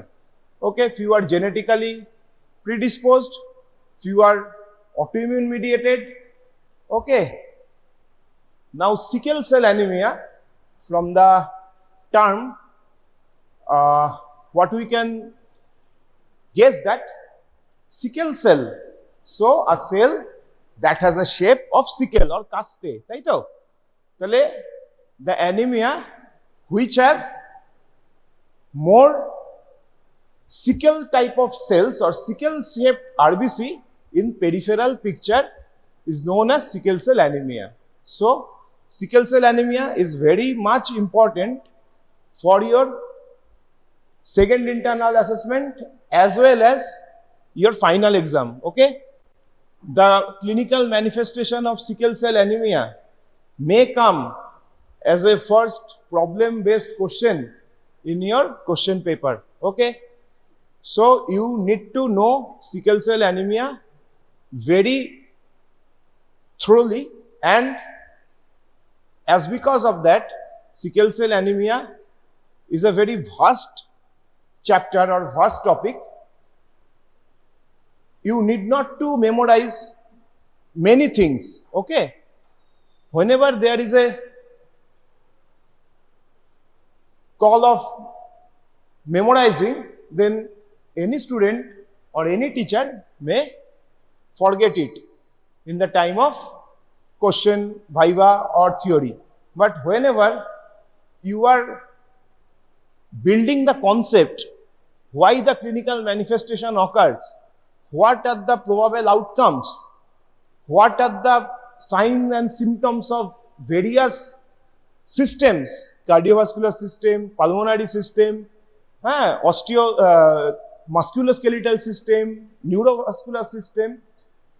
Once you develop the concept, how the sickle cell or how the sickling of RBC affect the vasculature or the vascular flow, then it is very easier for you people to write down the complications or the presenting features of the patient starting from head to toe. So, now coming to the PowerPoint presentation. So, hemoglobin is a iron containing molecule, and it is the main molecule or it is the main constituent within RBC that carries the oxygen. Okay, so there are various forms of hemoglobin, various types of hemoglobin depending upon their polypeptide chains. They are constituents and they are making of polypeptide chains. There are various type of hemoglobins in our body, in everybody's blood.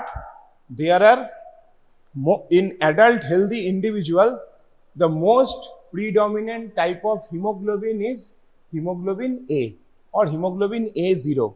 Okay, the least common are hemoglobin A1, hemoglobin A2, hemoglobin C or hemoglobin F. Hemoglobin F or fetal hemoglobin is the chief constituents of hemoglobin in fetus or the newborn. Okay, so these are the hemoglobin structure: 2 alpha chain and 2 beta chain, and heme units, the protoporphyrin unit. So this is the globin chain. So 4 chains, 4 polypeptide chains, 2 alpha and 2 beta constitutes the most common hemoglobin, hemoglobin A or hemoglobin A0. Okay. So hemoglobin A 97%, hemoglobin A2 consists of 2 alpha and 2 delta, and hemoglobin F, that is fetal hemoglobin, it consists of alpha 2 and gamma 2. Okay, 2 alpha and 2 gamma. So this is the 70 to 90% hemoglobin present in utero whenever we are in the mother's womb and just few months after birth, and it gradually reduces to its proportion whenever the baby approaches to his or her 6 months to 1 year of age. So hemoglobin F 70 to 90% present at birth. So hemoglobin F is composed of 2 alpha chain and 2 gamma chain. Hemoglobin A2 consists of 2 alpha and 2 delta, and the most common hemoglobin A or A1, that is 97% of 2 alpha 2 and 2 beta. So alpha 2 beta 2 is the most common type of hemoglobin, and this is the most predominant type of adult hemoglobin. Everybody? Now types of hemoglobinopathy. Sickle cell traits.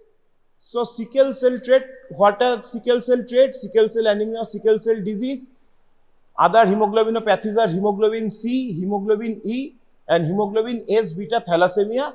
This is a mild form of sickle cell disorder. So there are many types of hemoglobin or hemoglobinopathy like hemoglobin C, hemoglobin D, hemoglobin F. Okay, persistence of hemoglobin F throughout the life. Okay, beyond 1 year of life, that is called persistent hemoglobin, fetal hemoglobin condition. Okay, now sickle cell is an autosomal recessive disorder. So this is a genetic disorder. This is occurred due to point mutation, due to deletion or substitution of glutamic acid by valine, okay, at 6th position of globin, beta globin chain. So this is a autosomal recessive disorder. So from the concept of our 11-12 biology, we know whenever a disease is autosomal recessive, symptoms of that patient require 2 mutant allele to be present in that individual to express. Okay, so recessive disorders or recessive conditions need to be homozygous to be manifested clinically. Is it clear to everybody? So any heterozygous condition means that is sickle cell hemoglobin or hemoglobin S, whenever it is mixed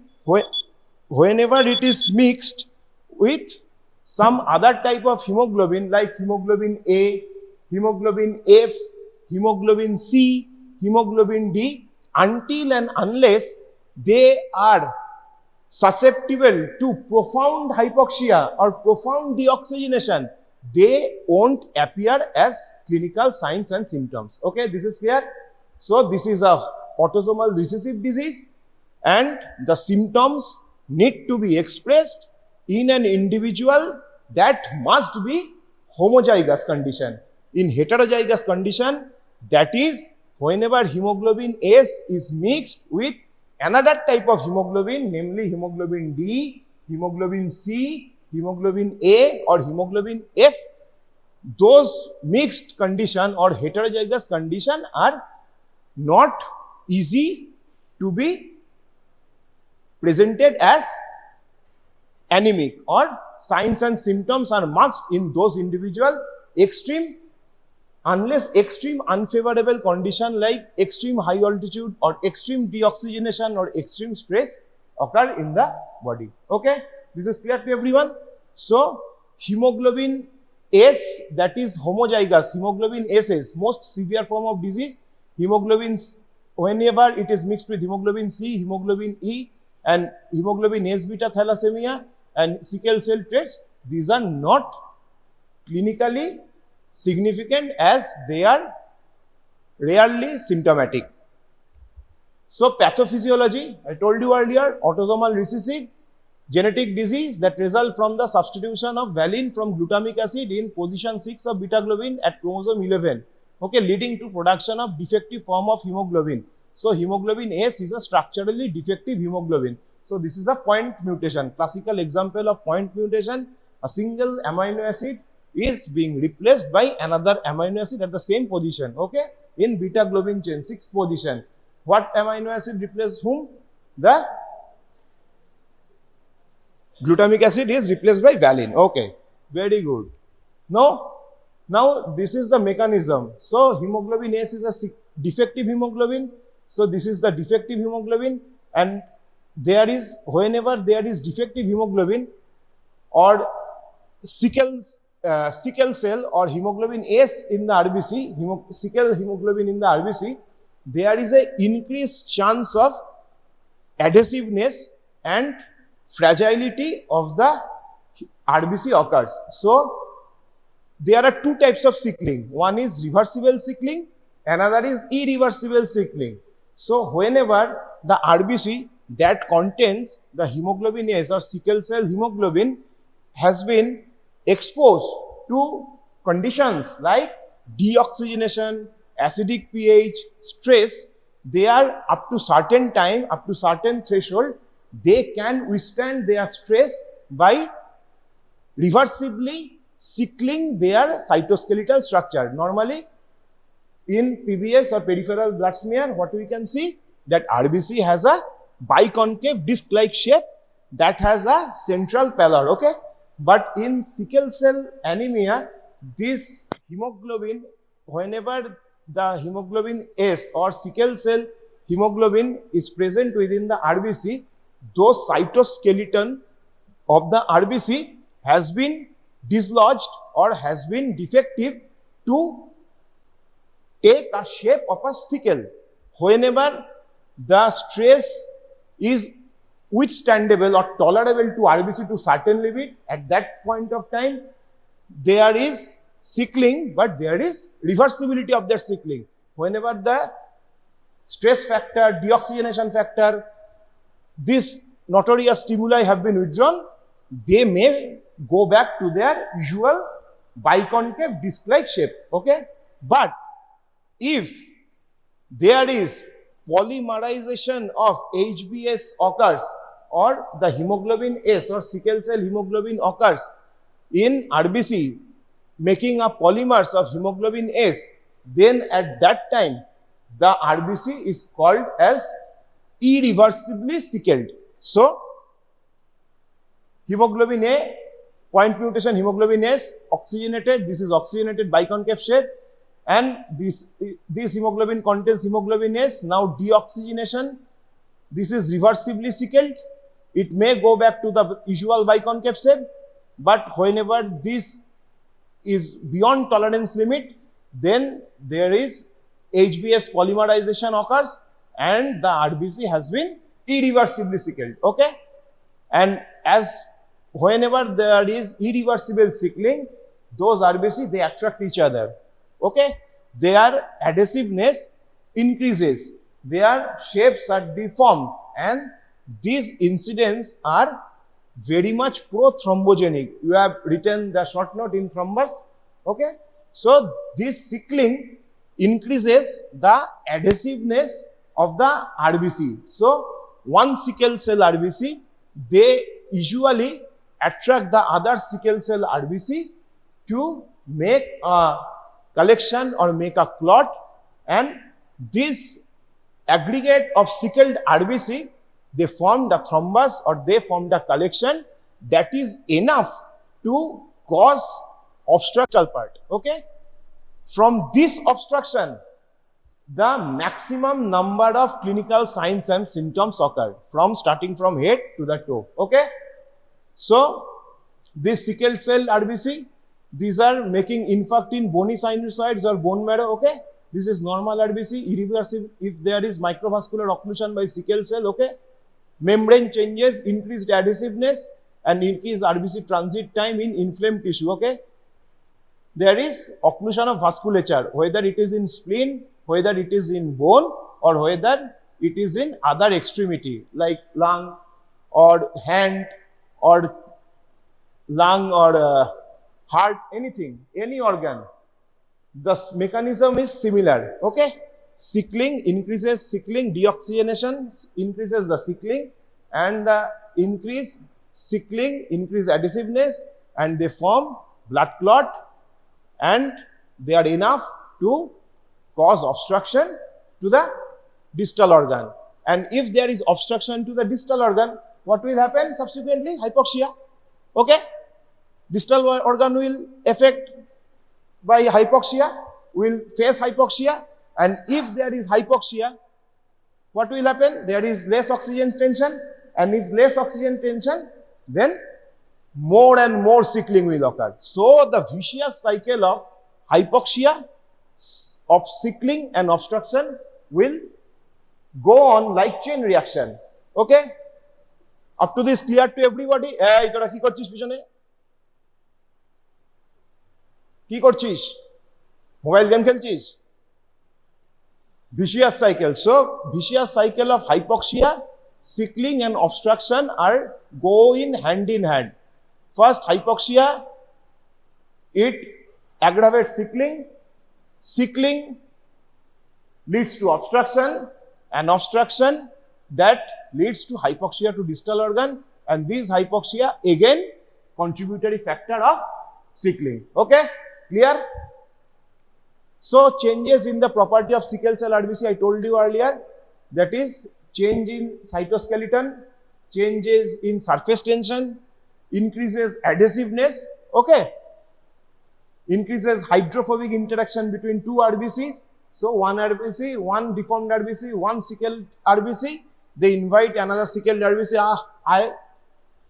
please do come, and we make a clot to obstruct the distal organ. Okay, so desoxygenation leads to hydrophobic interaction between adjacent HBS molecules. This leads to hydrophobic polymerization of red cell membrane.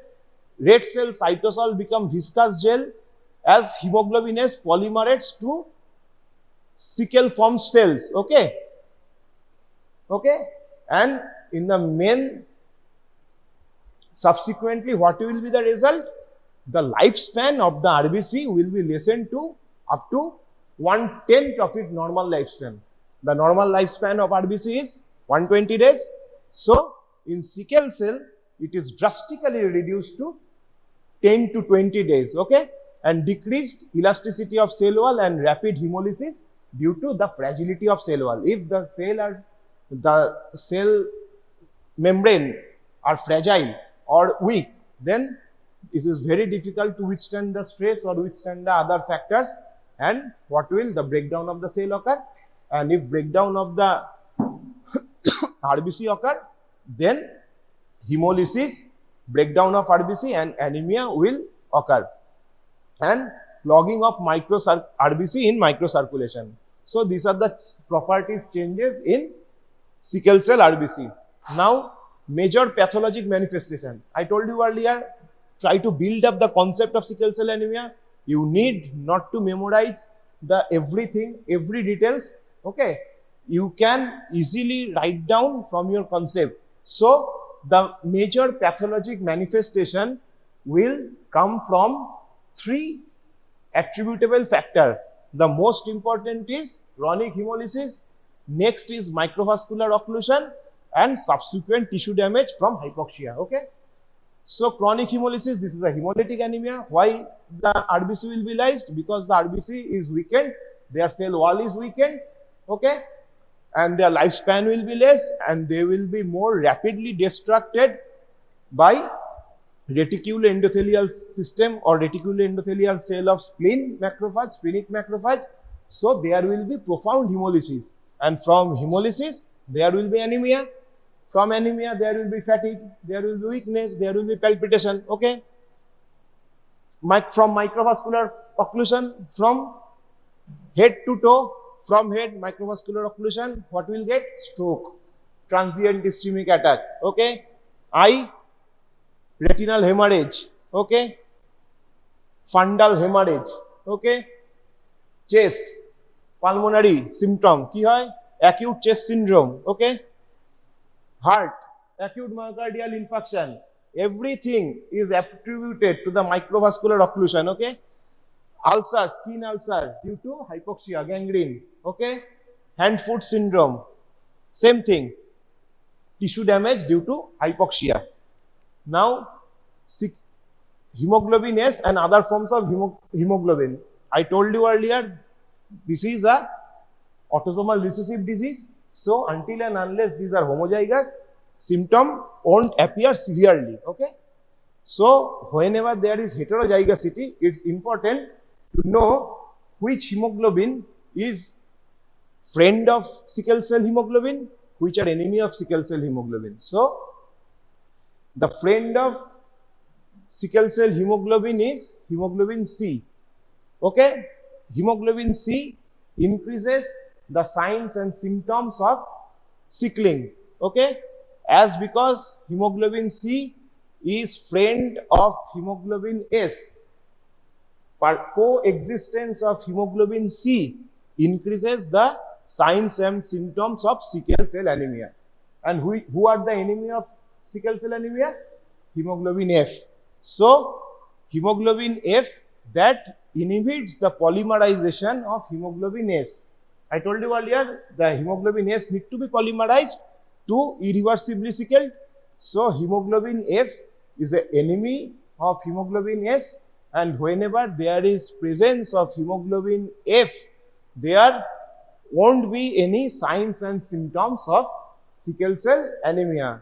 As because of this fact that sickle cell trait or sickle cell disease will not be manifested as clinical signs and symptoms until the age of 1, because up to 1 year there is presence of hemoglobin F or fetal hemoglobin in our body, in our circulation. So, as long there is hemoglobin F in our circulation, it inhibits the hemoglobin S to polymerize and to cause subsequent deleterious effect due to microvasculature clotting and hypoxia. Is it clear? Ar ki ache? Sickle cell trait. Sickle cell trait may not be symptomatic because heterozygous condition, okay? Hemoglobin C, hemoglobin S bole diyechi. pH and dehydration. Dehydration is a aggravating factor of sickling, and acidic pH is a aggravating factor of pH. Okay? Also, it depends on the transit time, that how much transit time the sickle cell hemoglobin is facing or sickled RBC is facing within the vasculature. If there is more transient time, there will be more chance of microvasculature clot and subsequent hypoxia to the distal organ. Genetics told you already, recessive disorder until and unless there is homozygosity. This is homozygous test SS, this is homozygous test SS, this is homozygous SS. So, usual and trait parents will never have a diseased offspring. Usual and trait parent will never have a diseased offspring, but two trait parents surely will have diseased offspring. Okay? So, what will be our prime target from this picture? To counsel the patient before marriage that do an hemoglobin electrophoresis or HPLC. Pre-wedding photoshoot করবে, কিন্তু তার আগেও কি করবে? Prenatal testing. Okay? যেটা করার দরকার, HBS, AG screening, HCV screening, as well as HPLC or hemoglobin electrophoresis. So, one trait may or must not marry another trait, or whenever they marry, but they will be very cautious to develop their offspring, because if two traits are married and produce their subsequent offspring, will definitely have a fair chance to get hemoglobin S disease. Okay? And now clinical manifestation, I told you earlier from the concept: vaso-occlusive crisis, hematological crisis, aplastic crisis, sequestration crisis, infectious crisis, and autosplenectomy. So these are major clinical manifestations.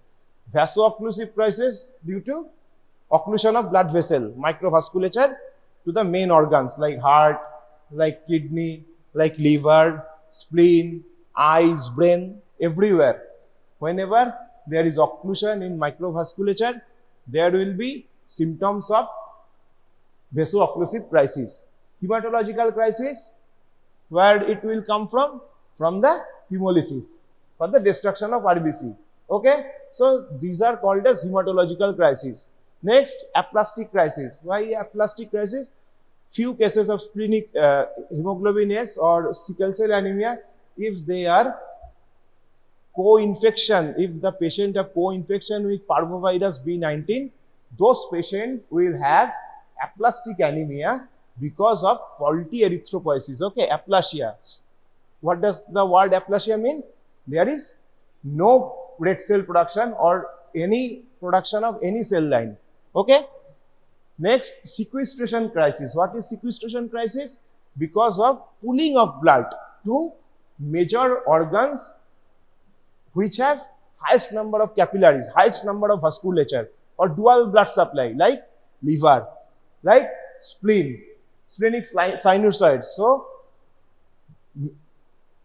very large amount of blood, they have been pooled to that organ, and this is called sequestration. The large organs that have maximum number of capillaries or sinusoids in their histological structure, they pooled the blood and they blocked the circulation to hinder it from going to other distal places. So this is called sequestration crisis. Infectious crisis, how will it happen? Infectious crisis will occur to the patient of autosplenectomy. Okay, in sickle cell anemia, the spleen is initially enlarged in size because of sequestration, because of increased hemolysis, because of excessive function of reticuloendothelial cell or reticuloendothelial system, and subsequently whenever there is clogging of splenic vessel or splenic vessel occlusion due to repeated sequestration and repeated block, the spleen will ultimately shrink in size. Okay, ultimately shrink in size, and they cut down their own vascular supply due to prolonged blood clot and prolonged hypoxia, and they will be detached from the feeding vessel automatically. This is condition called as autosplenectomy. Okay, the splenic vasculature is clogged and the spleen won't get any blood supply any longer due to repeated episodes of vaso-occlusion and repeated episodes of hypoxia. Okay, so whenever there is autosplenectomy, the spleen is non-functional, there will be the highest chances of getting opportunistic infection or getting infections of that individual. Spleen is very important to combat the infections of bacterial infections. So in the patients of autosplenectomy, three major kind of infection will occur. What are those? Just remember the mnemonic, that is PIM or Prime Minister of India or PMI, whatever it will be easier for you. PMI or PIM. P for pneumococcal, M for meningococcal, and I for influenza. Okay, so in a patient of autosplenectomy or the patient of thalassemia, those need to have splenectomy for their treatment purpose. 3 vaccines are directed to the patients to combat this kind of infection. So what are those? PMI or PIM. P for pneumococcus, I for influenza, and M for meningococcal. Okay, so these are the main infections which occur in patient of autosplenectomy or sickle cell anemia patients. So these are infectious crisis, and last is autosplenectomy. So vaso-occlusive crisis, obstructed microcirculation leading to ischemic injury to organ. So it started with avascular necrosis of bone. So your anatomy knowledge, avascular necrosis in bone, in very common in the which portion of the bone? Neck of femur. পড়েছিস তো? The vessels are, feeding vessels are like pinhook type. So there will be very fair chance of decreased blood supply and hypoxia of that area and subsequent necrosis of cell death of that bony area or that particular area. So avascular necrosis of bone, head of humerus, head of femur, ribs, these are very important sites of avascular necrosis of bone, and it is attributed to the occlusion of the microvasculature. Okay. Next, acute chest syndrome, most common symptom of sickle cell disease in adults. MCQ, acute chest syndrome. Okay, due to occlusion of blood vessels to pulmonary bed. Acquired asplenia, splenic sequestration, hand-foot syndrome, papillary necrosis in kidneys, cerebral infarction, enuresis, skin ulceration, retinal hemorrhage, retinopathy, priapism or painful erection in males. So these are all vaso-occlusive crisis state. So if you don't remember the entire list, you just dig into your concept that what will be the vaso-occlusive phenomenon and what are the common organs that may be affected or can be affected from this vaso-occlusion. Okay. Next, so this is a picture starting from head to toe. So what are the clinical manifestation? Bossing of skull bone, anemia and jaundice, large spleen and liver, pain or dactylitis, pain of the digit or bone, okay, bone pain due to avascular necrosis, swollen tender hand and feet, hand-foot syndrome, okay. So these are schematic diagram. So bossing, frontal bossing is also seen in the patient of thalassemia due to extramedullary hematopoiesis, right? True cut appearance of skull. Now hematological crisis comes from chronic hemolysis, right? So acute splenic sequestration, pooling of blood in the engorged spleen. Aplastic crisis, when it will occur, I told you earlier, whenever it is co-infected with parvovirus B19, then aplasia will occur. Next, anemia and pigmented gallstone. Pigmented gallstone is also a manifestation of hemolysis. Okay, gallstone are 3 types. Whenever you will be sent to your surgery clinics, you will see many patients of gallstone or cholelithiasis, and there are 3 types of gallstone or 3 types of stones in gallbladder. One is pigment stone, another is cholesterol stone or bile stone, another, and next is mixed stone. Pigmented stone or black color stone is very commonly you can see in the patient of hemolysis. Okay, we can see hemolysis increased in bilirubin for lysis of the hemoglobin, lysis of the RBC, increased unconjugated portion of bilirubin occurs in the blood, and this unconjugated hyperbilirubinemia will attribute it to the symptoms like jaundice and pigmented gallstone or cholelithiasis. Okay, and delayed growth due to the microvascular occlusion.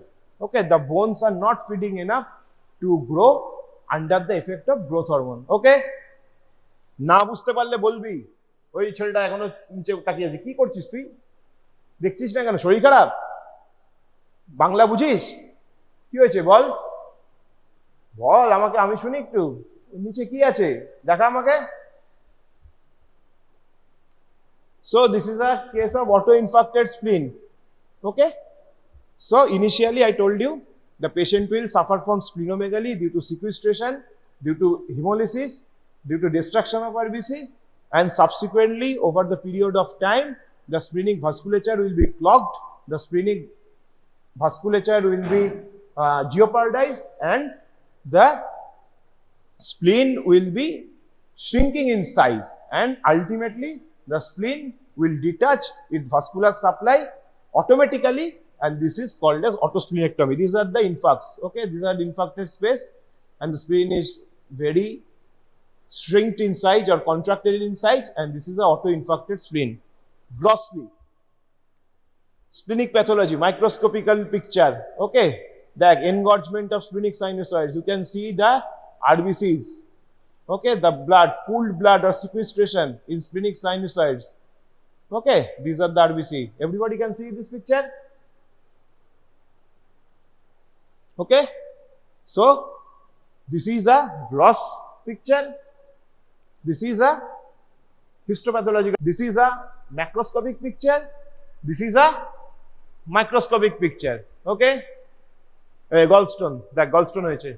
Pigmented gallstone, black color. Okay, so this is lumen of gallbladder due to unconjugated hyperbilirubinemia, due to hemolysis, breakdown of RBC, breakdown of hemoglobin to bilirubin, biliverdin, pigmented gallstone occur in our hepatobiliary system. Okay, normal spleen, enlarged spleen. Okay, this is the normal splenic size, this is the enlarged spleen size. How can you say there is massive splenomegaly? Clinic se jante parbi. Whenever the enlarged spleen crosses the midline, then it will be called as massive splenomegaly. Until and unless the spleen, enlarged spleen, have not crossed the midline or rectus, it won't be called as massive splenomegaly. Whenever it crosses the midline, it will enlarge in this axis, okay, from this axis to this axis. Whenever it will cross the midline, then it is called massive splenomegaly. So infectious crisis, I told you, PIM, most common infections, pneumococci, meningococci, and influenza. Other infections are streptococcus, mycoplasma, salmonella, but don't forget to utter these three: pneumococcus, influenza, and meningococcus, because these three vaccines against these three are initially given to the patient who have been planned for splenectomy or who have been autosplenectomized. Okay? না বুঝতে পারলে বলবি। Common infections include বলে দিয়েছি, cystitis, osteomyelitis, meningitis, sepsis. Sepsis মানে wide spread bloodborne infection starting from a single foci. Complication of affected organ system, CVS এ কি হয়? Acute myocardial infection.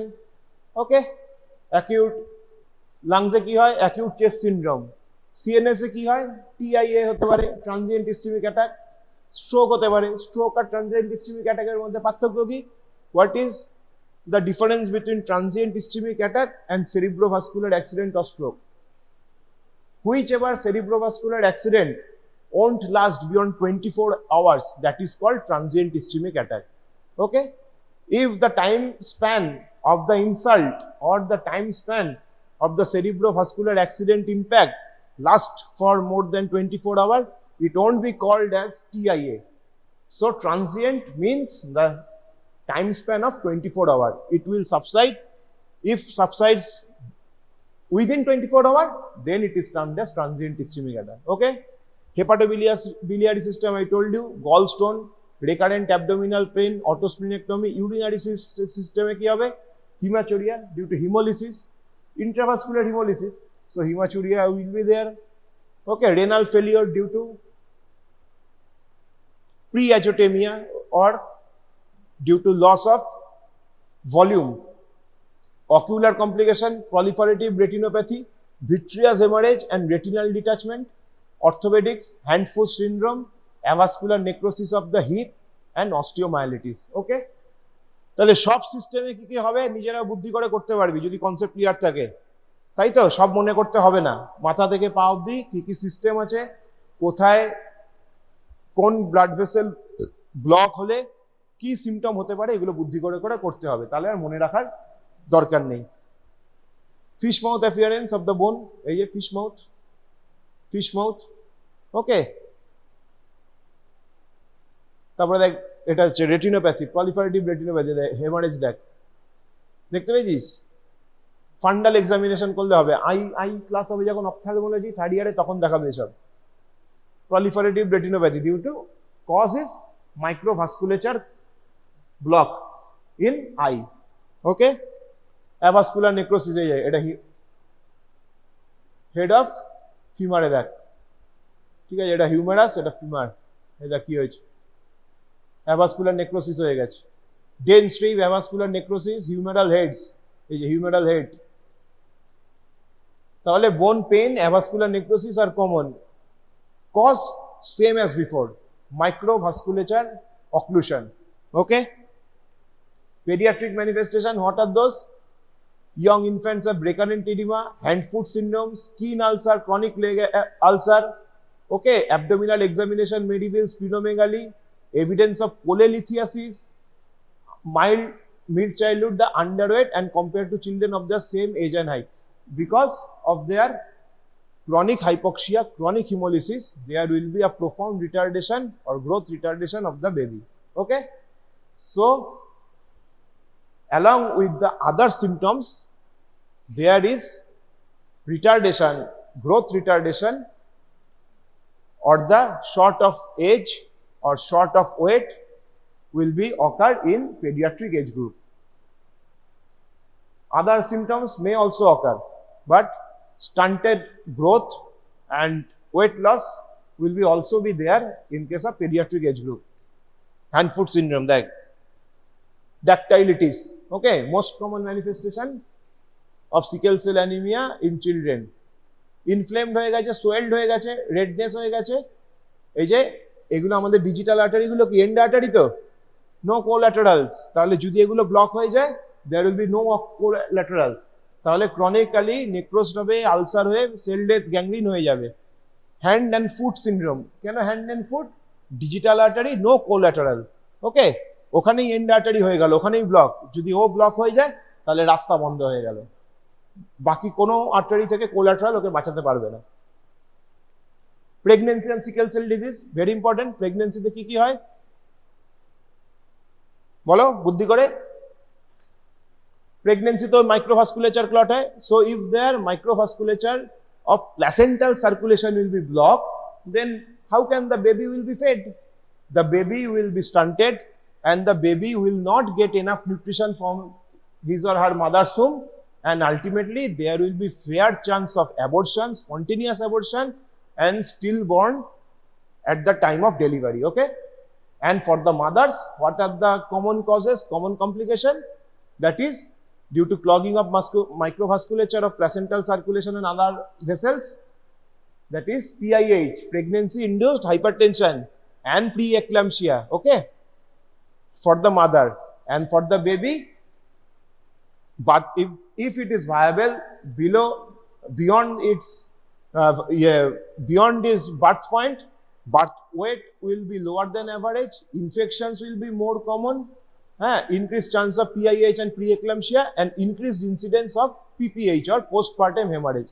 But there is a higher rate of babies not surviving up to birth and being stillborn, 8 to 10%. So sickle cell disease is very much dreadful for the patient because pregnancy is a high demanding physiological condition. তাই তো লিখেছিস অ্যানিমিয়াতে সবাই ভরে ভরে 2-3 পাতা ধরে, pregnancy high demanding, hyperdynamic circulation, more demand of food, okay? So if sickle cell disease is occur in women of childbearing age who have fetus in her uterus, that complication will be very dreadful both for the mother and for the baby, okay? Next, medical complication, pain episodes, strokes, increased infections, leg ulcers, bone damage, yellow eyes or jaundice, early gallstone, lung blockage, kidney damage, painful erections is main, priapism, blood blockage in spleen, sequestration, eye damage, low red blood cell count or anemia, and delayed growth. তাহলে সবগুলো কিন্তু বলা হয়েছে, every points have been explained, okay?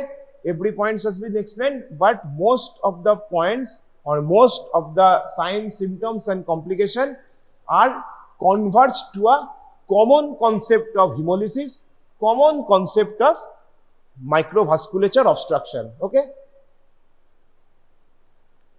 Investigations আসবে পরীক্ষায় লিখতে হবে কি কি লিখবে hemoglobin low due to because of which this is a hemolytic anemia. Hemoglobin will be low 6 to 8 gram%. For the hemolysis, what we will get you in peripheral blood smear, sickle shaped RBC. Okay, another nucleated RBC, that is feature of hemolysis. Okay, Havel-Jolly bodies like inclusions in RBC, that is next also feature of hemolysis. Another is a sickling test with reducing substance sodium metabisulfite. This is a test that we do in our laboratory, that is sodium metabisulfite is a reducing agent that increases the deoxygenation or decrease the oxygenation of the RBC externally. So whenever there is adding of sodium metabisulfite in RBC solution or in blood, then there will be sickling. So this is a test called as sickling test. HPLC, hemoglobin electrophoresis, the gold standard method of diagnosis of hemoglobin S or sickle cell hemoglobin. Okay. WBC may be elevated. Why? Due to infections. Bilirubin may be elevated. Which type of bilirubin? Unconjugated hyperbilirubinemia, urinary cast due to hematuria. RBC will be there in hemoglobin, in urine, and Havel-Jolly bodies like inclusions, like NRBC. These are features of hemolysis. Okay. So this is a peripheral blood smear of sickle cell anemia. Like sickling, high power দেখছিস, like sickle, low power. এই যে sickle দেখতে পাচ্ছিস, এই যে sickle, এটা irreversibly sickle হয়নি, এটা irreversibly sickle. ঠিক আছে, এটা দেখ sickle. Yeah. A target cell. Okay. So hemoglobin will be less, increased in central pallor, and presence of sickle type of cells in peripheral blood smear. দেখতে পাচ্ছিস সবাই? সবাই এখন হ্যাঁ বলছিস, পরীক্ষার সময় আবার ধরবি রাশিদাকে। দেখ sickle cell haemoglobin, sickle cell এটা টার্গেট সেল, দেখ সিকেল সেল এটা টার্গেট সেল, এগুলো সব target sell R nucleated RBC, Havel-Jolly bodies, these are feature of hemolysis. Okay, and the characteristics feature is sickle cell hemoglobin. Okay, the sickling is occurs in hemoglobin. Is it clear to everybody? Everybody can see this picture? The nucleated RBC, like NRBC, target cell, oil immersion, 100 power. তাহলে these are feature of hemolysis. Electrophoresis, gold standard. What type of hemoglobin? Gel electrophoresis are separated according to their charges. So this is normal, this is sickle cell trait, and this is sickle cell anemia. Okay, so elevation of this band or production of this band in hemoglobin S region. Okay, so electrophoresis and HPLC are definitive diagnosis to diagnose the case of sickle cell anemia, whether it is trait or whether it is disease. Okay, treatment very simple, oxygenation, not very simple but supporting oxygenation, because oxygenation will improve to go back the sickle cell to reverse their scenario. Okay, deoxygenation leads to sickling, so our main stray of medical treatment is giving oxygen, adequate oxygenation that prevents sickling and may alter the reversibly sickled cell to go back to their original biconcave structure. Pain management, NSAID, opioids, hydroxyurea, hydration, very important because dehydration is a pro-aggravating factor of sickling.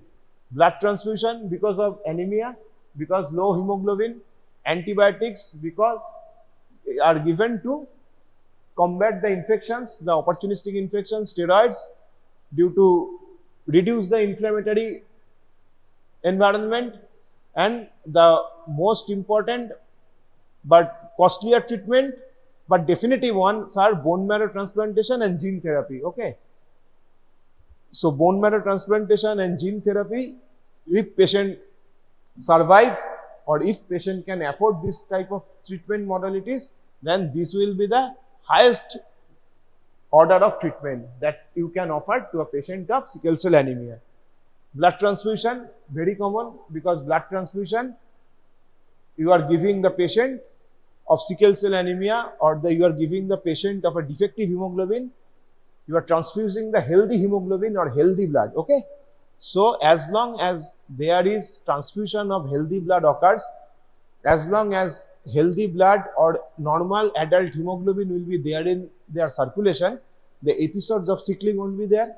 The episodes of sickling, if happened, will be reversed or will be lessened. Okay, so oxygenation, hydration, pain management, and blood transfusion, most important. Bone marrow transplant, okay, success rate is 90 to 95% if patient can afford it. It is very costly treatment in our country, our developing country like India. Okay, so what does the bone marrow transplantation helps the patient? Helps in production of healthy RBC from transplanted bone marrow. And the next is the gene therapy. So knocking down the defective gene and institute the healthy gene. So new idea of inserting gene into the cells of an individual in order to treat hereditary disease like sickle cell anemia. Okay, gene therapy would be best cure for sickle cell anemia in future, but as of now it is on experimental stage. But whenever you are asked to treatment, don't forget to write down the answer like oxygenation, hydration, blood transfusion. If you go back directly to the gene therapy, directly to the bone marrow transplantation, you will be in great danger, because the faculties won't get much higher idea of this method of treatment. So if you are writing those newer under investigation or under trial treatment modalities as your first line answer, then it will be difficult to assess you, as well as you will get the difficult most questions. Now, other treatment of the complication like dialysis for the kidney failure, cholecystectomy for the gallbladder stone, hip replacement for the patient of avascular necrosis, surgery for eye problem or retinopathy problem, irrigation surgery for priapism or painful erection, and wound care or postural care for leg ulcer. Okay. How can sickle cell anemia be prevented? Genetic counseling, pre-implantation genetic diagnosis, and prenatal testing like amniocentesis and chorionic villus sampling. Chorionic villus sampling and amniocentesis are two methods that are prenatally invasive diagnostic procedure to take the blood or tissue sample from the fetus in utero, and they have been tested to check whether there is any defective allele present or not. Okay, so prenatal diagnosis, because the diagnosis is occurring before the birth of the baby. Okay, precautions, regular health checkup, good hydration, vaccination, preventing infection, daily dose of penicillin, preventing strokes, that is cranial ultrasound Doppler every 3 months, preventing eye damage, fundus examination every 3 months, avoid alcohol, smoking like every other cause, cold climate, high altitude exposure. So there are 4 million sickle cell disease patients worldwide. So it is very important to know everything of this disease because of the question answer format for your examination purpose and for your physician purpose. Your class, your knowledge, if they